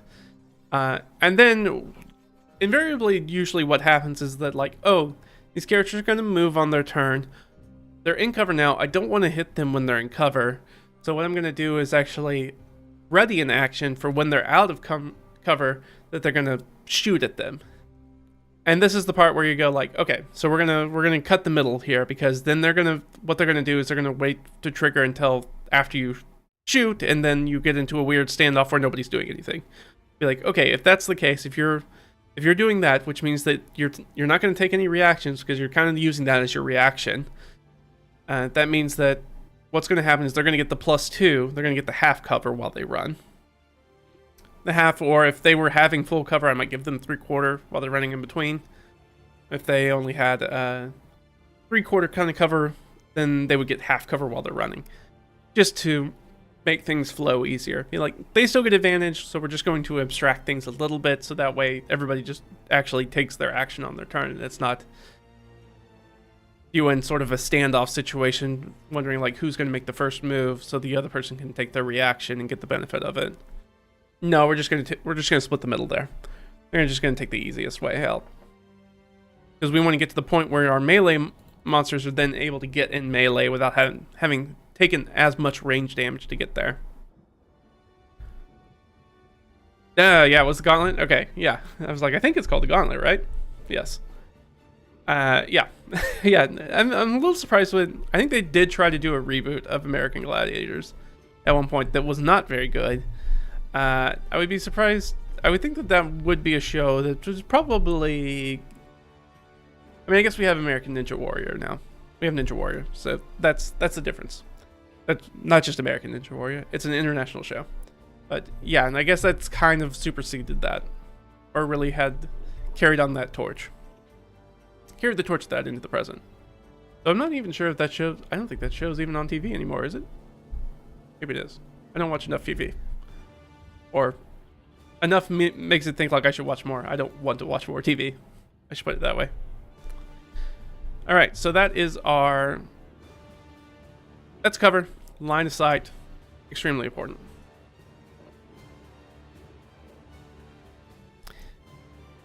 And we're going to pull up this stuff from down below, because this does technically go in here. It is kind of a subset, which is... well, no. We'll just talk about that.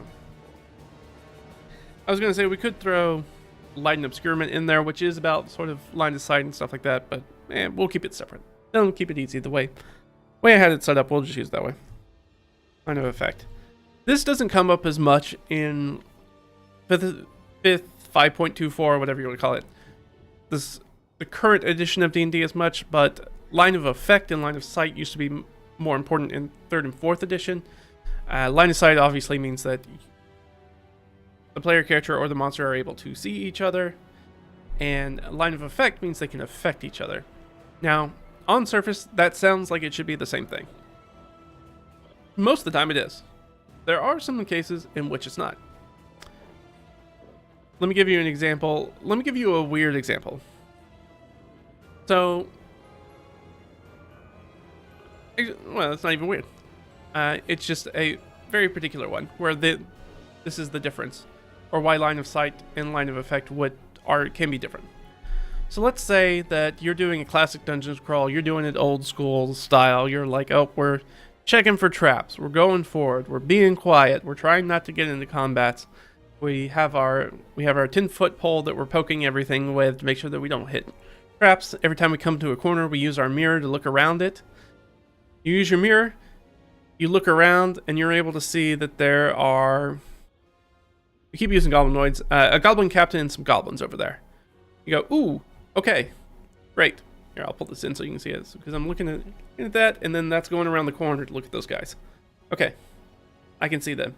Now, if you have the wizard, like I said, this is why one of the reasons why I take Magic Missile is for this kind of stuff.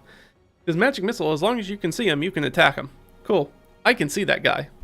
I can shoot this Magic Missile, and our Magic Missile will go around the corner and hit him. I don't have to move around the corner to do that. Now, if I want to cast Firebolt, I can't do that. Firebolt goes in a straight line. That's the difference between line of sight and line of effect. So I can see them, but I can't affect them.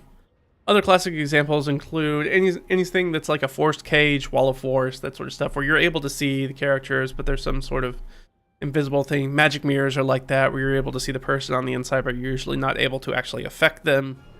Usually there's some sort of basically transparent barrier that doesn't allow you to affect what's on the other side, but does allow you to see them. Classic examples, again, are things like teleport. So teleport allows you to bypass a lot of those types of barriers, which is a really classic example. Any sort of, I think most teleportation spells allow you to do that, and unless they're very specific that you can't. I believe you can get out of Force Cage that way, but I think there's some higher level stuff that doesn't allow you to get out of it that way. Like a dimensional anchor kind of thing does kind of keep you there. Doesn't allow you to teleport, that kind of stuff. Because when you teleport, you technically, in D&D, go to a different plane and then come back. Usually the ethereal plane. Or if it's Misty Step, you may go to the, Fae and come back real quick. You just kind of pop in, pop out. Monsters can be doing something to force action on the players. Yeah, Molotov cocktails, yes, exactly. Yeah, but then you still run into the same cover situation. That if both people are in cover and both people are like, well, we wait till the other person's not in cover.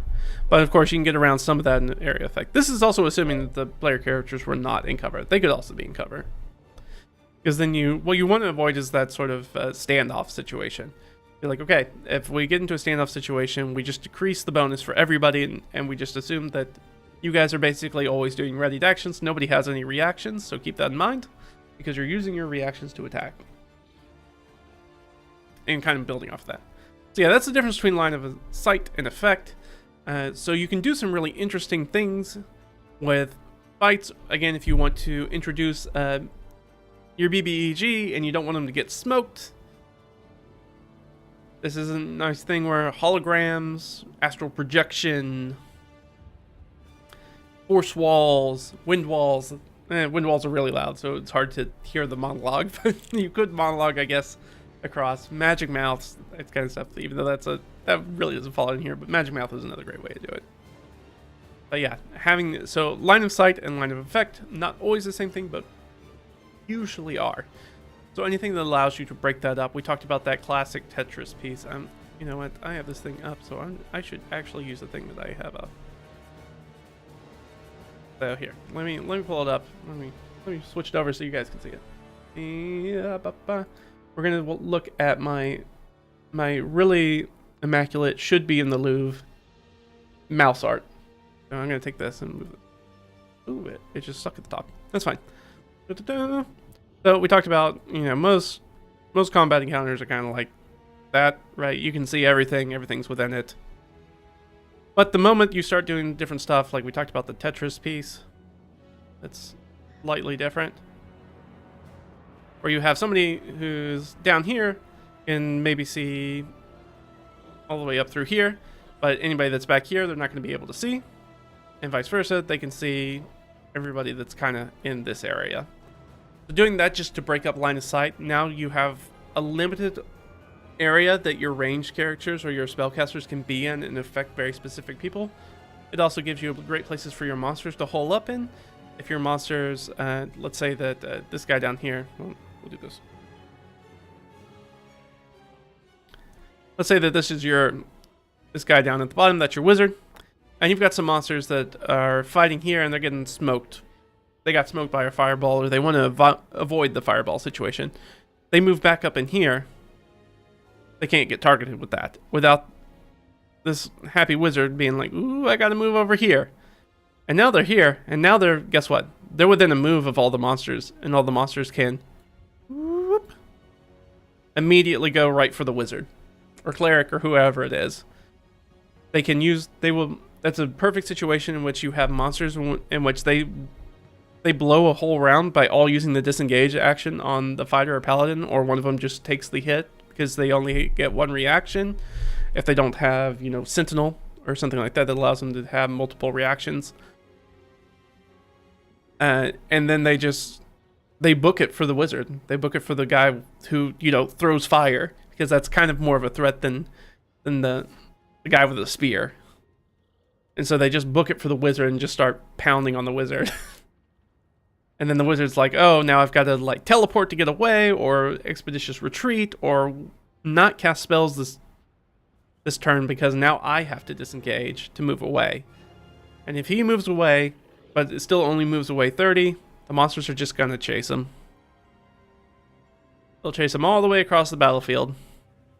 And then, right, we change the motivation, we change the goals for the other player characters that are now in there. Now the other player characters are like, how do we get these bad guys away from the wizard before they kill the wizard? Just a very, very classic example of how to do that. Oh, that's not gonna work. Yeah, we'll just delete this. There we go. And we'll swap back. I didn't know how much I was going to painting. I was going to bring up Owlbear Rodeo. I had it brought up last time and we didn't get to this, and then I forgot to bring it up this time. And I'm not going to waste the time working on that. So let's go back to our... Where were we at? And... Whoop. There we go. Yeah, that's our line of sight and line of effect. Just showing how you can change the battlefield just by making sure that not everybody's able to ever see the full battlefield. Makes a huge difference. Now, if you took that nice Tetris piece, another good way, if you're looking for more shapes, is to, in addition to using things like a Tetris piece kind of thought process, you can also use letters of the alphabet. That's a classic one. That's one that I learned way back in the day from Vornheim about making. They were using it to make really strange and narrow, winding city streets. Being like, oh, you can just use letters of the alphabet and start sticking them together. And be like, oh, well, they go off, these alleys go off at a weird, like 45-degree angle. They're not straight. It feels like a very Byzantine, very old school, medieval kind of European kind of city street. That's like, it's not a planned city. It's a very organic city. It's got a bunch of weird streets in it. So winding and narrow and difficult to parse. And you can do that same sort of effect with, if you want to change up your battlefield. There's a big difference between that S battlefield and a big block. Right? You have to move around it, look around it. If you want to do a big C bend, I would say if you're looking for other sort of inspiration for something like that, I would say take a look at Index Card RPG if you haven't looked at it before. It's got a really great Dungeon Master game mastering section in it. It's really top quality. It has a lot of great advice that's usually not in a lot of other game mastering supplements. Including, which is one of the things that I really like about it, is he gives us, I think it's 7, maybe just 5 to 7 different kind of template layouts for fights that include like the S pattern, that include a breaching pattern, that include like just some different setups to be like, that shows you, oh, here's where to put choke points, here's how to wind around things, here's how the monsters use that space. So it's really great, just for its dungeon mastering section. Even if you never play the game is good too, but even if you never play the game, just getting that, because it's got very different types of very practical and different Dungeon Master, Game Master advice than you might see in a Dungeon Master's guide, than you might see in a Pathfinder Game Mastery guide. They're just a little bit different, a little bit more focused on the nuts and bolts of running encounters. So I definitely say go check it out if you want to learn more about sort of this line of sight effect thing. He's got quite a bit in there. He also has videos on YouTube where he talks about this stuff as well. He does encounter, or used to do, I don't think he does anymore. He used to have an encounter building section of it at Runehammer. You can look him up and take a look. It's the old videos though, not the new videos. He kind of changed up his style, so I haven't watched a lot of the new videos, but the old videos are definitely very sort of like very practical, nuts and bolts kind of stuff for running games. So we did our cover, we did our line of sight. Let's talk about elevation and traversal. Again, this is one that doesn't often come up a lot, and could come up a lot more, and can be used really, really effectively. So you want to talk about elevation changes. So top down. So now you're not only just fighting in 2 planes, now you're fighting in 3 planes. You can really make combat a lot more difficult if you give the monsters the high ground. We talked about it in chat a little bit earlier, but yeah, giving the monsters the high ground is really, really powerful, especially in D&D, especially because we know how powerful ranged combat can be.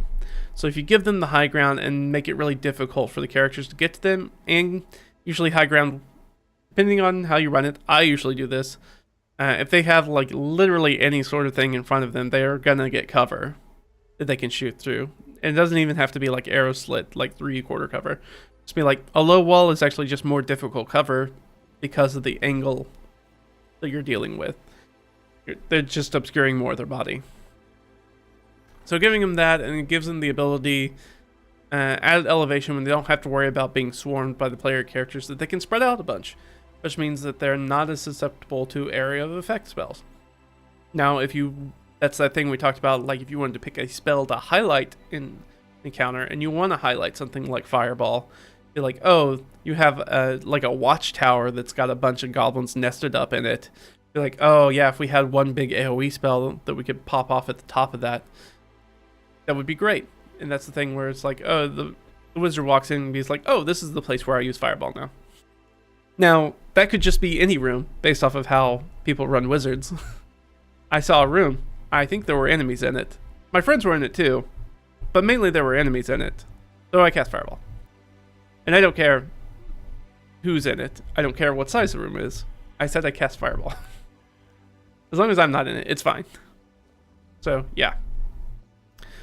So elevation can be a really great thing to play with. And you can basically use the encounter distance. We'll say bands. So anything that's within 30 feet, pretty easy to get to. You can see anything that's about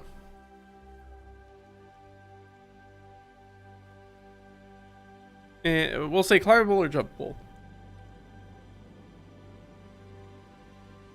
So basic like high jump is 3 plus your strength modifier, and that's clearing.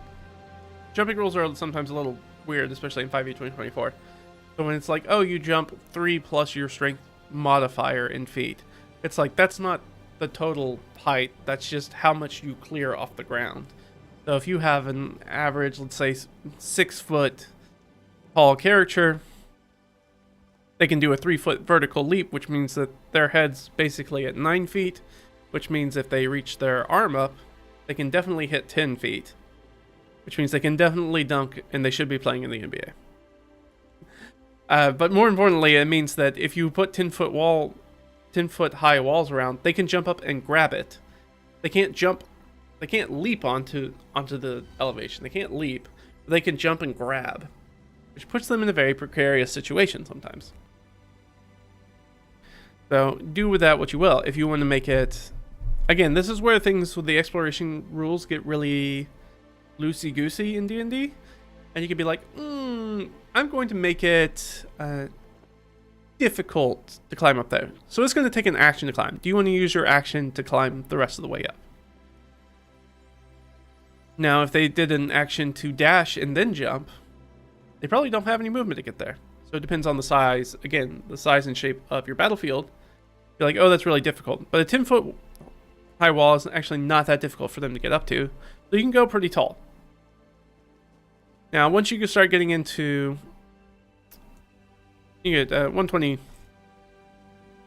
plus. Now, targets are out of range. Goodness gracious. Targets are out of ranger. They're out of rangers. We've killed all the rangers. They're all out. No, targets are out of range. And that goes both ways. So you don't want to make it too high, because if you make it too high, your goblins with short bows aren't going to be able to hit the people on the ground. Now, if that's the case, and they're 60 feet up, the encounter is very, very different when the 60 feet of distance between the group and the monsters is vertical rather than horizontal. That's easy to run across. 30 to 60 feet, 30 feet, easy to cross. That's a move, right? You can get there in a turn. 30 feet. Remember that is essentially making walls are basically difficult terrain when you're climbing, unless you have a climb speed. So if you have players in your group that have climb speeds, they can get up that wall in a turn. No problem. If they don't, they climb 15 feet. They got to use essentially a dash action to climb again to get up to the top. Now, while they're doing that, guess what? If you have monsters that are at the edge, they can just, bend over, fire at them, drop rocks on them, whatever you want. Goblins fling rocks at them if they want. So if you make it 60 feet, now that becomes, it gets spicy. Now they're stuck on the wall trying to climb up in between turns, because they're not going to have enough movement unless they have like an action surge, or again, if they have a climb speed, they'll be able to get there. Which is a good way to separate the party, right? We create distance between the party. You have people down at the bottom and people up at the top, which means that the party, anytime you can separate out the party will absolutely be weaker because they can't fight together. But if you're doing that and they're able to fire down on the people there, like I said, if you have goblins that have rocks and they're dropping rocks on people, if you get hit, guess what? I'm going to make you take essentially a concentration check to hold your grip on the wall. I might make an athletics check if I'm nice, or a strength saving throw, depending on who the character is. It will for sure not be a dexterity saving throw, though. Of that, we can be sure. So yeah, and dropping it down on them and them holding onto the wall, because then it's bad to get hit by a rock, but the rock's going to do like, I don't know, like a d4 damage, d4 plus some strength, which for a goblin is what, nothing? So I might give it a +1 just because velocity of of energy from falling. Just the energy it's gonna take because of gravity. So a d4 +1. Getting hit as a fourth level party, getting hit with a 1d4 +1, not particularly difficult. Now, if you do a d4 +1 and then I take 2 to 3d6 of falling damage because I failed that Constitution saving throw. Now combat. That's that spice. That's that good stuff. Now they're like, oh, this is a very high risk situation. Now your fighters are going to do okay with that because they've probably got pretty good con saves or athletics checks. They're going to be able to get up there. Not a problem to engage with things. Your wizard's not getting up there. But now we do know this is a classic example, and I remember this from playing in Pathfinder modules. Man, at least in Pathfinder 1e, man, did they love to give out scrolls of jump or potions of jump. You think about that, and it's a common magic item. If you want to give them something that's not a healing potion, they're usually going to get something that does jump or feather fall or something like that. Feather fall is much more useful usually, but jump doesn't come up. You think about it, how often does jump come up in your campaigns? Probably not a lot. Once you start playing with elevation, jump becomes incredibly useful now, because jump triples the distance. Is that right? I'm trying to remember off the top of my head. Tell me. Triples the jumping distance. Okay, I would assume that distance includes height as well. Yeah, if you triple that, if it goes from a 3-foot vertical leap to a 9-foot vertical leap, so you have your 9 foot plus your 6, so that's 15 feet, 16 feet thereabouts. So if that gives them the ability, if it's a 30-foot wall, if they can run up to it and leap and jump up to it, they are already going to start off at half. Then they have, if that was their item interaction, if you want to make it an item interaction, like a lot of people homebrew already, where quaffing a potion is a minor action or a bonus action to do. And so then they can do that. They can jump up, leap up on the wall, Spider-Man style, grab onto it, and then they can use the rest of their movement or a dash action to move that extra 30 feet, half because of climbing speed. They can get up to the top of the wall. They had to use a resource to get there though, and that's good stuff. We're forcing them to use their limited resources or their abilities to do their specific things to get where they need to get. That's just good encounter design. That's good encounter building. So yeah, we have to be careful when they're out of range. Now, if they're dropping things from the top, we don't have to worry that much about it. But like if they're shooting people into cover, once you hit 60 feet, you really have to be careful. You also have to be careful, like we said, with falling damage. And falling damage goes both ways. We talked about an encounter in which the PCs were at risk of falling and taking a bunch of extra damage from a very small attack, having a rock dropped on them. But, you know, our monsters are not immune to that if they have the high ground, and vice versa. So if your golems at the, got the big rock trying to drop it on somebody, there are a lot of spells that allow forced movement. There are a lot of spells that, let's say that you have your Eldritch Knight Fighter, or whatever it is, Blade Singer. It's going to be one of those. And Warlock's got some spells like this. Anything that allows you to do movement. They're on that wall. They see that goblin coming, and they cast. What's Thorn Whip? Thorn Whip's a good one. Lightning Lure, I think, moves you close. Anything that brings characters closer to attack, monsters closer to attack. Well, if you bring them any closer, they're going to fall off the wall. Now, I might give them advantage, I might not. I might give them 2 saves, maybe not. Depending on how many hit points they are, because especially if it's just a basic goblin, pulling them off the wall, they're just going to probably die from any sort of... If you were 15 feet up and then pulled them, they're going to fall, that... They're going to take 2, 3d6 of fall damage. That's probably going to kill the goblin, or get very close to killing them. And they're going to hit the ground prone, and then whoever's on the ground is going to finish them off very easily on their turn. So it goes both ways. Think about that. But you can also do it to player characters when they're up there, if you have monsters that are able to do it. If you have a spell that blows people back, like a Thunder Wave or something like that, doing that. I remember running an encounter in which I'd set up a climbing encounter. They had taken out a zombie, a big zombie. But the zombie had made its undead fortitude save. But I wanted to be... They had already knocked it down once, and so I wanted to be a little cheeky. So I was like, alright, it made its undead fortitude save, but it just did not get up. So they go down, they're doing this wall encounter where they have to descend down, and then I think like some bats attack them. It's a very simple encounter. But as they did that, I was like, okay, once most of them are down, so we had this spread where it was like, I think it's 2 at the bottom, 1 still climbing down, and 1 at the top waiting to come down, so they're not all on the rope at the same time. It was like, oh, once that guy's isolated at the top, that's when the zombie shows back up.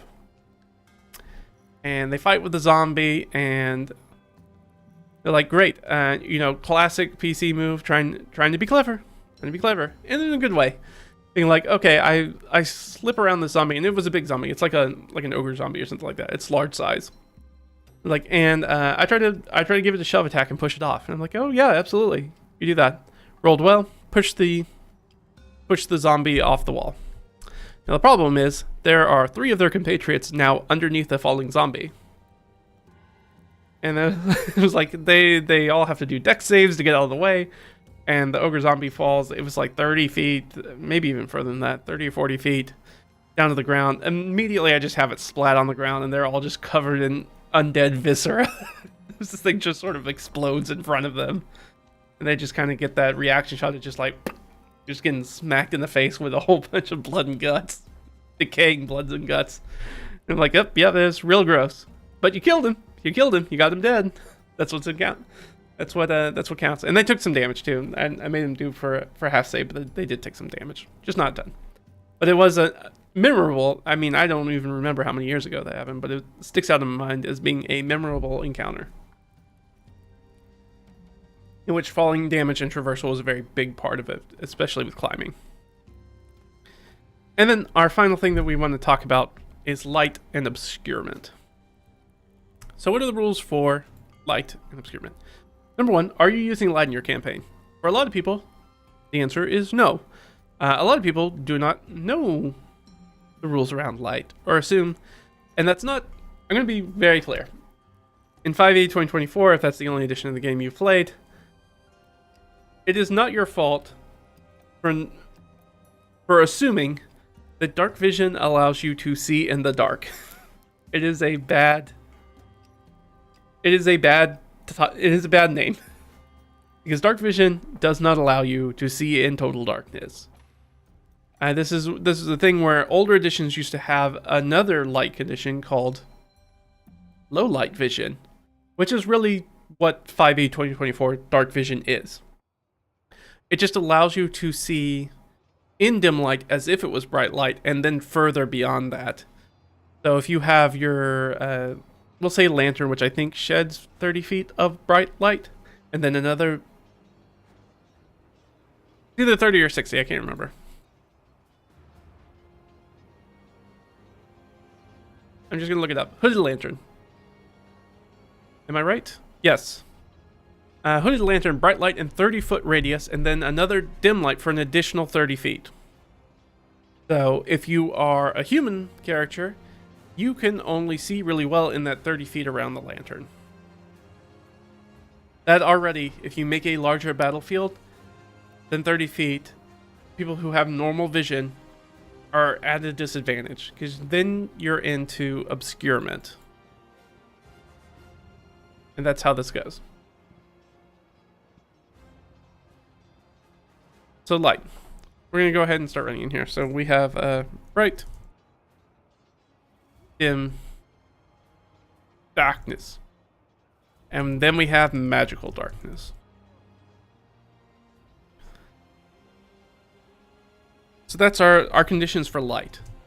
So controlling light in the battlefield is actually really, really powerful. Because first of all, almost every, I shouldn't say that. More monsters than don't have at least dark vision, which means they are able to at least see in dim light perfectly fine.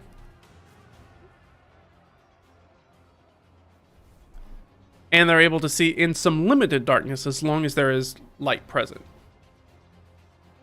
Now, dark vision, as it's written, just normal, plain old dark vision in 5e 2024, what it allows you to do is see in dim light as if it were bright light, and then see for another additional like 30 feet into darkness or whatever it is. It's basically, essentially what it does is it just kind of moves the scale. So for normal creatures, they can see fine in bright light. They have obscurement when they're looking in dim light. If you have dark vision, you're able to see fine in bright light. You're able to see fine in dim light. And then for that additional 30 feet outside of it, what would be, we'll call extra dim light, they're able to see another 30 feet. So they can see further into the darkness. But once the light ends beyond that, darkness is darkness. And you can't see it. You got to move the light over there. Oh, thanks for the sub. You're listening while you're doing yard work. Yeah. Get you a little entertainment, a little edutainment, infotainment, whatever you want to call it. But thanks for listening. Thanks for checking in. Appreciate the sub. All right, so we bright light, dim light, darkness, and then we have magical darkness. So magical darkness, dark vision doesn't work in. In fact, no vision works in unless you have very, very specific stuff. The light's important because it deals with vision. Now, magical darkness, there are a few creatures that can see through magical darkness. I believe Drow are one of them because they have the ability to cast magical darkness, so it makes sense that they can see through it. So that's what makes them a really nasty adversary, because they also can control light with their magical darkness. They can essentially put out light for the player characters. And fighting in the dark is no bueno. You do not want to fight when you're blinded. Fighting when you're blinded is very bad in D&D, unless you take Blind Fighter. Which, why would you? Because obviously the Blind Fighter shouldn't come up that often. Unless light plays a key component in your encounter design. You have your bright light, your dim light, your darkness, and your magical darkness. Now, there are a few ways to get around darkness and magical darkness. Some creatures are able to see in it. That other modes can also see through it. Tremor Sense is one of the classic ones that can see through any type of darkness because it's not visually oriented.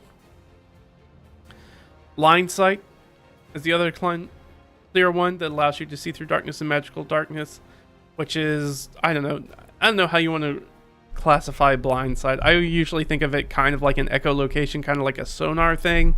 Some people say it's heat vision. You can kind of flavor it however you want, since we don't have the old infravision anymore like we do in old school D&D.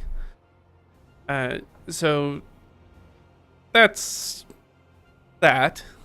So it's useful, but Blind Sight's very weird. It's just kind of like, you have like some sort of extra sensory thing kind of going on, some sort of non-normal way that you're able to do it. It's can be like if you're playing Yuan-Ti, maybe they flick their tongues out and snake like a snake does, and that's how they're able to use that and find out where people are. Which is a great characterization that you can be like, when they see them, that they see them doing that. And when they do that, they seem to be unaffected by the darkness as they rush at you. And then, of course, there's True Sight. And True Sight is just like, I see through... It's your magic BS detector.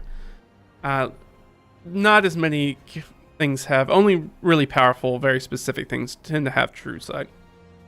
Big dragons have True Sight. You start getting into...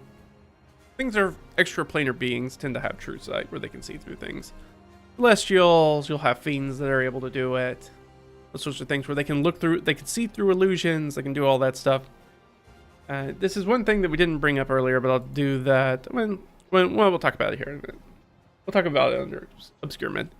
This is a trick I picked up from, I think I picked it up from the internet actually, as a good use for the spell, and then was like, oh well, I'm going to only mildly abuse it, but I am going to abuse it, abuse this cantrip. But we'll talk about that in a second. So that's the light. And then there's different types of vision that get through it. So when you think about the monsters and you're looking at your monster stat blocks, look at their senses. How do they interpret the things, and how do you change things around? Okay, do you want to make a whole bunch of magical darkness because they have Tremor Sense? Do you want it to... Tremor Sense also sees through other sorts of obscurement, like I keep going back to Fog Cloud, but Fog Cloud is very classic because it's so low level it shows up all the time. And being able to just see through Fog Cloud because you have Tremor Sense or Blind Sight. But dark vision is not going to help you with that, because the darkness isn't the thing that's obscuring your vision. So yeah, understanding vision and light, having monsters who attack light sources, which can be really, really nasty.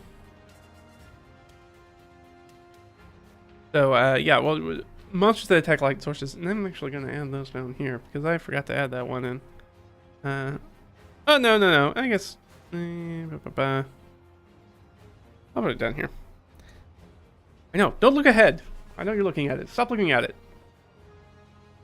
We're already ways into this. I didn't figure this was going to be a 3-parter, but I guess it's going to have to be a 3-parter because we still have some other stuff to talk about. Just our little piece de resistance, our cherry on the top of our murder sundae. We'll have to get to that stuff next time. So we're just going to finish this out with Light Up Pyramid. We'll hit it back next week. Same bat place, same bat time. Finish that up, and then I'll have something else cooked up because that for sure will not take us the entire time to get through. I say, not thinking that this would take the entire time for us to get through. But hey, that's what happens. It always takes longer than I think it's going to. So that's our light, our vision. Now let's talk about obscurement.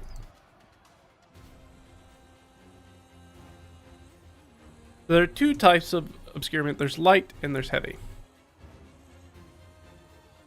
And we put light and obscurement together because that is generally what light or the lack of light does, is provide obscurement. Obscurement is the mechanical language for 5e 2024. In other editions, it's concealment. We changed the name of it. Why did we change it? I don't know. I guess because they thought concealment would be a little bit too much like invisibility, or who knows. It's obscurement now.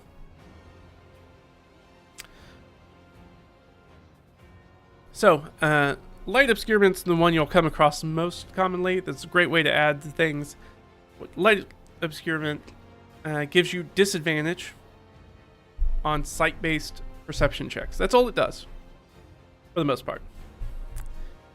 So it makes things more difficult to target. So the way that it's usually played, even though technically you should be able to fire into something like a fog cloud, but fog cloud specifically has specific language in it who says that you cannot target things, which is why we use fog clouds as an example. I'll actually just bring up fog clouds so we can talk about it.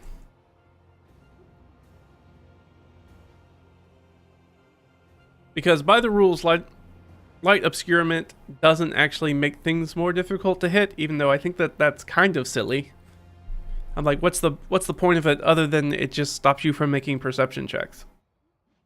How often are you needing to make perception checks? I mean, yeah, it makes things easier to hide, like monsters to hide in the mist, but the monsters are also less likely to see the people they're trying to ambush. So it's a little weird. Alright, fog cloud. You create a 20-foot radius sphere of fog centered on a point within range. The sphere spreads out around corners. Its area is heavily obscured.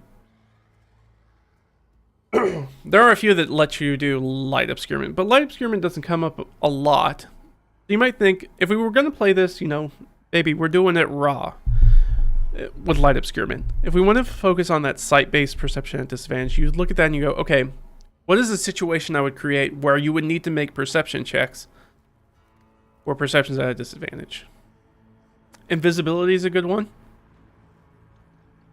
An invisible creature is already difficult to deal with. An invisible creature that's in light obscurement and mist, something like that. Fog, even harder to see with that disadvantage for a perception check to see them, to figure out where they are. If you want to do, I would do as a Dungeon Master Game Master, and I think you're within your rights as a Dungeon Master Game Master to do this. If you want to do elementals that are mist monsters, or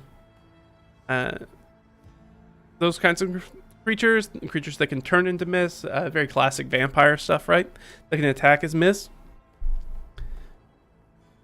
Light obscurement essentially makes you invisible.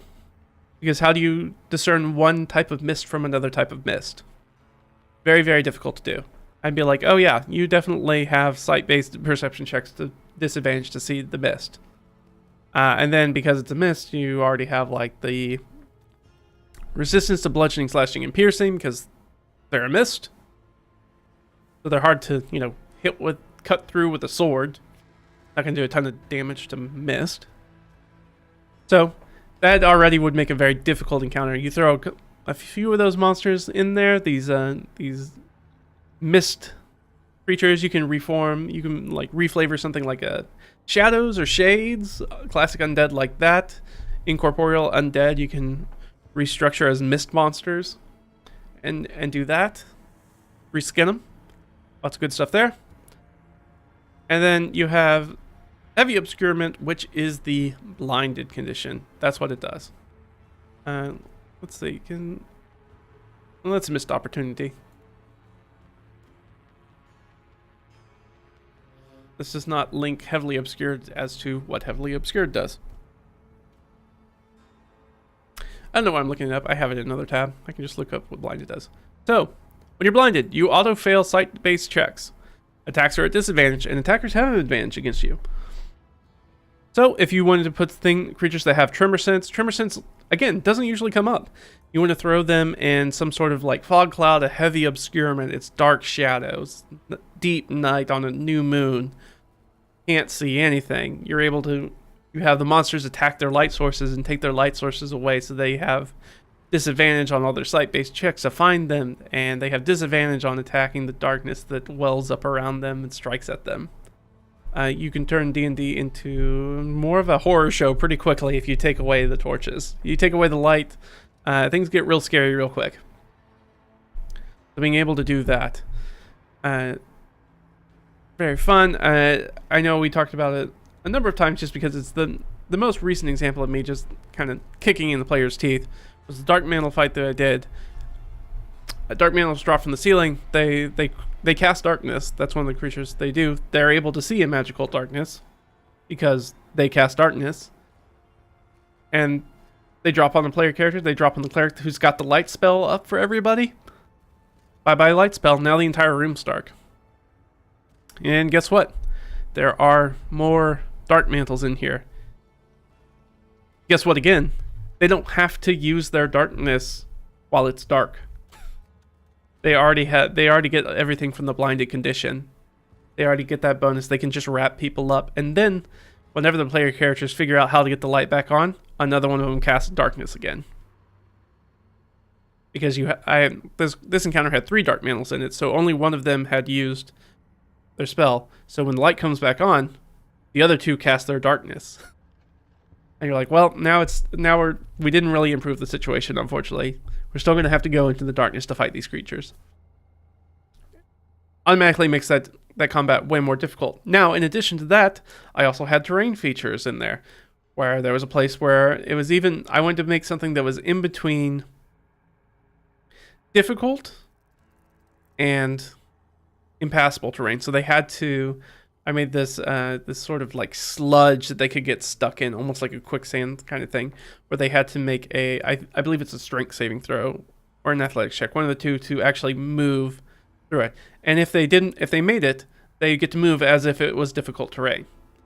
And that took up most of the room, was this giant pool in the middle. So the Dark Mantles don't care about it because the Dark Mantles fly.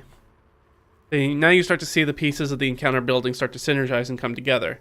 So you've got a monster that doesn't have to fly, but grapples people and is able to move grappled people. You have a way to take away the PC's light. You have a monster that is going to try to aggressively eat them and separate them. So now you're separating the PCs. They're putting them in darkness where they can't act.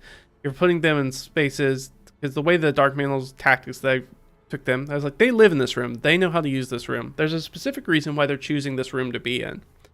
Because they can drop on an enemy, and they can grapple them, and then they pull them into the sludge so they can't get away while they're trying to eat them.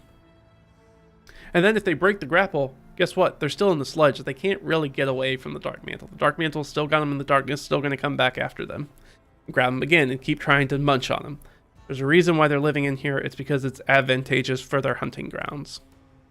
Living there. Now, we telegraph some of that. The first time they enter the room, they don't see the Dark Mantles because they're hiding up in this coffered ceiling, so there's little places for them to hide, but the players can't directly see them. Now that they are checking the ceilings anyways, these are relatively new players. They haven't played in a style of game like this before. And once you learn this, you're like, I check the ceiling. Especially if the DM said anything about the ceiling. I look at the ceiling. Are there any monsters up there? It only takes 1 or 2 times to have your player character dropped on by something from the ceiling that you're like, I look at the ceiling. Every time you think about going into a room, you're like, I check the ceiling to see if there's anything waiting for me up there. Especially if we don't see anything on the ground. You're like, no, it looks like an empty room. What's on the ceiling though? But in this one, I put a skeleton in the middle of the sludge that was kind of like bent over, like because of the sludge held it in place, it was kind of standing up. They did, of course, the classic thing that any party does, as any players in the meta do when they play D&D or Pathfinder or any other tabletop role-playing game, especially a fantasy role-playing game. Oh, I saw a skeleton. That thing's definitely coming to life. Bit of a red herring. It's not an intentional one, but it is one. They're like, oh, so obviously that skeleton will come to life. Like, no.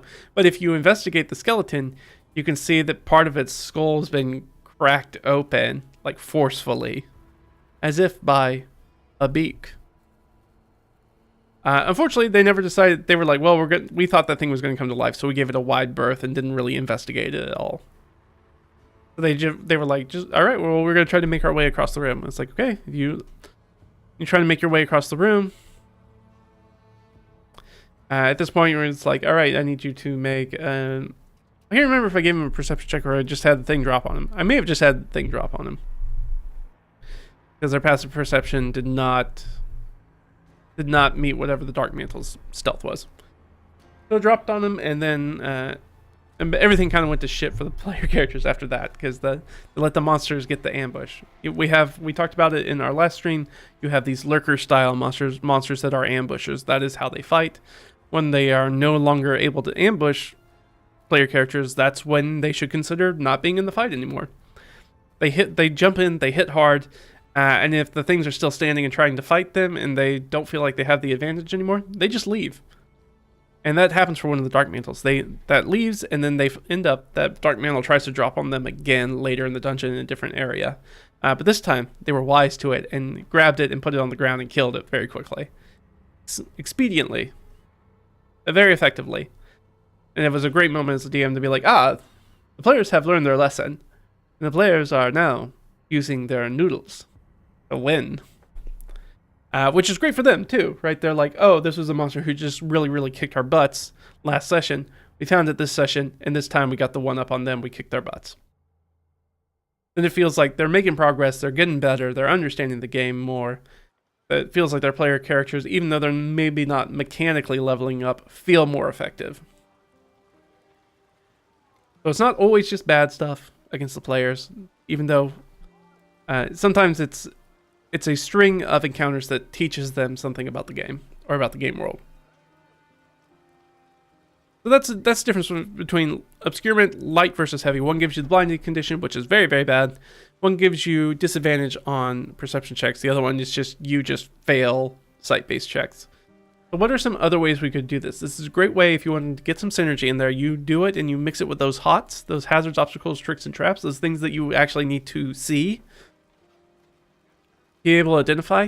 And there's also one of those things where the spell that nobody ever takes, which is like detect traps. Like having a spell like detect traps in a room that's filled with magical darkness where there's pitfalls or bear traps or whatever it is, poison dart traps, having the ability to magically detect the traps will be a godsend for the PCs. They'll be like, oh, this will just, if you have the exact right spell, this encounter just became significantly easier to get through.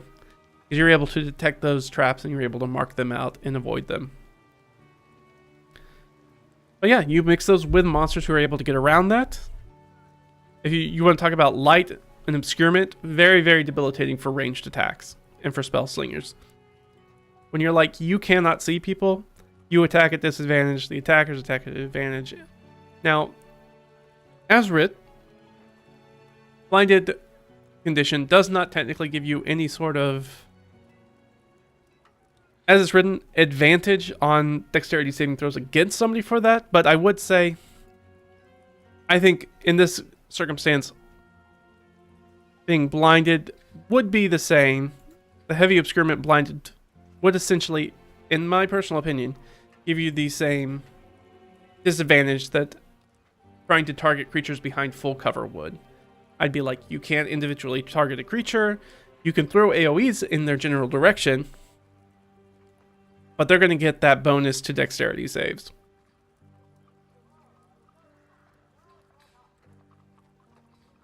Just to make it, if I want to make it, turn the knife a little bit, make it a little nasty, extra nasty, I might play it that way.